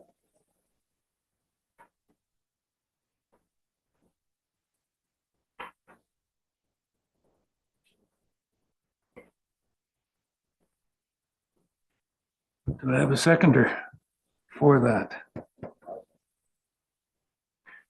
Thank you. Doug, any further questions or comments on it at this point? Jamie? Through you, Mayor Eccles, just to read the motion back to council. I have that in consideration of budget request form CAO-01-2024 Economic Development Officer. Council forgoes the inclusion of $90,000 for an economic development officer in the 2024 draft budget. I think that's what you're looking for. Yep. Good. Any further questions or comments on that? Joyce? I hope I'm going to stay within the discussions of this current, but at the Wardens Forum in Southgate, the warden had mentioned about ways that the municipalities could work, that the county could work more with the municipalities in amalgamated, that's probably not the right word, but in discussion. So I don't know if we can do amendment to this resolution that we reach out to the county and ask them if there's ways that they could help with some of the resources needed by West Gray when it comes to economic development. I don't think that would be an amendment to this motion. It might be a separate. We'll deal with this one. I wouldn't take that as an amendment. Take that, and then we can have that, you know, as a motion for staff to investigate ways to enhance our engagement with Grey County planning and economic development. Savannah Myers. Okay. Motion's on the floor, duly moved and seconded. No other questions, comments? Call the question. All those in favor of the motion on the floor? Any opposed? That's carried. Okay. I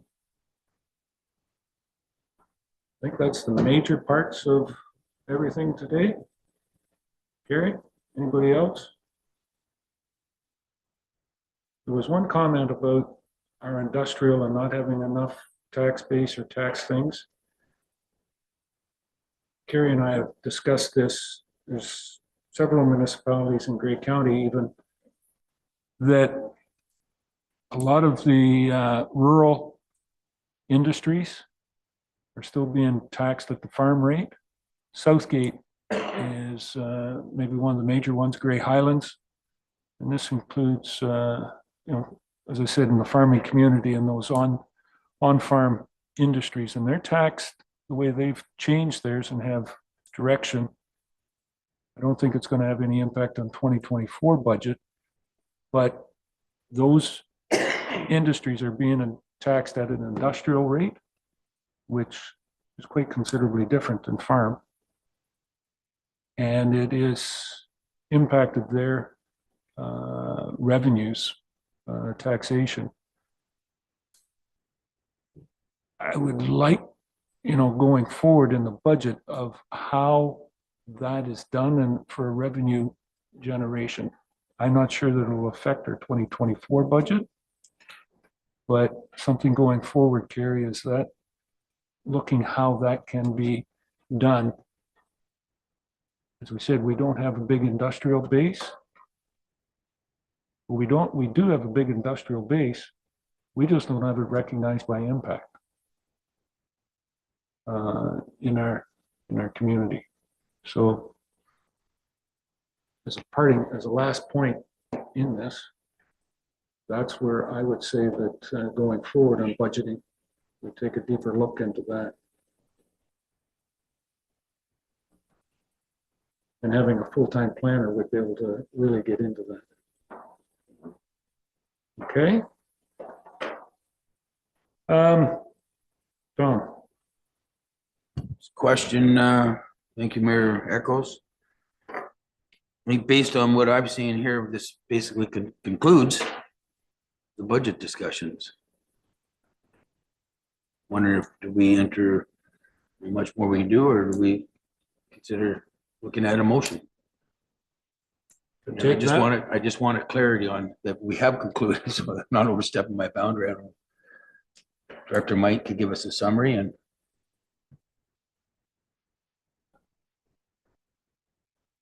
Pardon?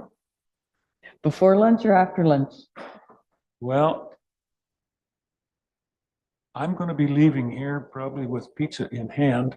I have an appointment. I won't be anything further. It's going to be the deputy mayor that will be chairing it. So let's try it right now and then see where we're at and see whether there's a motion comes forward in the next 2 minutes. So you're at 9.7%, 653,932 or 5% is an operating levy increase. 620,000 is an increase on the capital side, which is 4.7%. On the operating, 520 is wages and benefits, 50 is insurance increase, and other contracts is 112. So that's a total of $683,000 of your 653 is those items there. We've been able to decrease or find revenues to bring it down.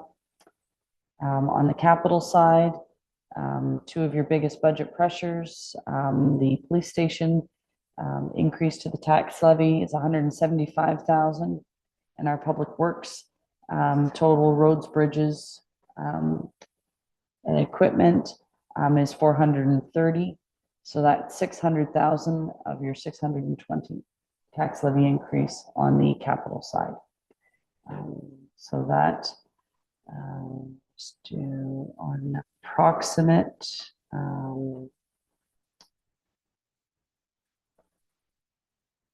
Let me go to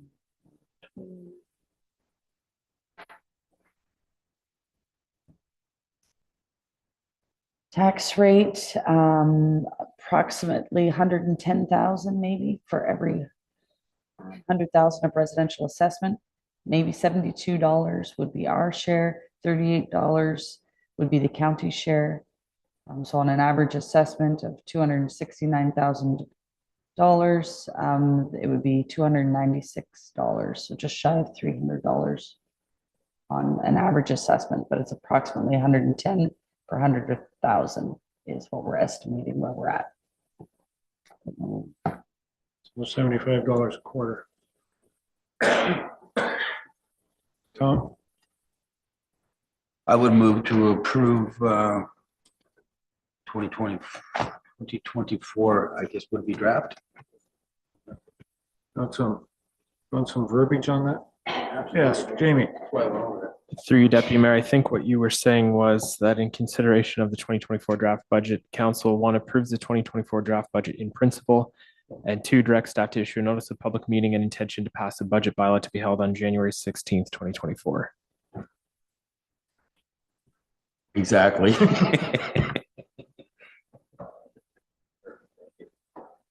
Okay, we have a seconder. Okay, Councillor Shea. Jeff? Comments on the motion? Doug? One, Mr. Johnson. Just a question, and maybe Carrie can answer this, maybe she can't. Just curious how, with an increase like that, how we stack up in the scheme of things in all the municipalities in Grey County, like per $100,000, are we the high end or the low end, in the middle? I don't have that for 2024. People are still, not a lot of, when you look at a tax rate, that's not reflective of your average household assessment. So comparing our average to Blue Mountains is a lot different. So what their tax rate is, but what their average household ratepayer might be. So it gets a little difficult to try to dive into that, or you'd need to try to dive into that to see, okay, what's all of their average? I think the county has done that in their budget reports that just went last Friday or Thursday. Friday. I think they had a sheet that might have had the average household assessment for each of the lower tiers. So it showed a breakdown then of the impact of the county levy, our $38 share, estimated share, what it meant on the others. I could pull that, but I don't recall where we stacked up on the county side. But that's, again, just at the upper tier. And until everyone sort of gets their tax, we could look at what last year's 2020 or the current year 2023, the tax rates with that same average assessment. Out of curiosity to see where we stacked up, but I don't have that off the top. Go ahead, Dan. Follow up. Yeah, I think it would be good to know that, and it might, I want to say this correctly, it may help for the ratepayers to better understand, or in plain simple way for us to sell a 9.7% increase, that yes, it's 9.7, but compared to the rest of Grey County, we're not bad. You're unfortunately, we're suffering from all the years when when the rate increase was 2%, and maybe in forward thinking, by adding an extra point onto those and putting that money in reserve, we wouldn't be in the predicament we're in today. But it is what it is, and I just thought it might be a better way to help the ratepayers understand why we came with the number we did. Thanks. Okay. Any other comments? Seeing none, I'm going to call the question. All those in favor of the motion as presented? Any opposed? That is carried. Okay. I don't think there's anything else here. Oh, you want a bylaw? Well, okay, we'll do a bylaw. There's always a bylaw. Bylaw number 2023-133, confirming the proceedings of council. Do I have a mover for that? Moved by Councillor Hutchison, second by Councillor Forrester. Scott. Any questions on that motion? Bylaw? Call the question. All those in favor? Any opposed? That's carried. No closed session. And I will say that all the business contained there. Thank you very much. It's been tough. It's going to be tougher going forward at the public meeting. Say that, but the business today is done. Thank you, everybody, for joining in online, probably. And we stand adjourned.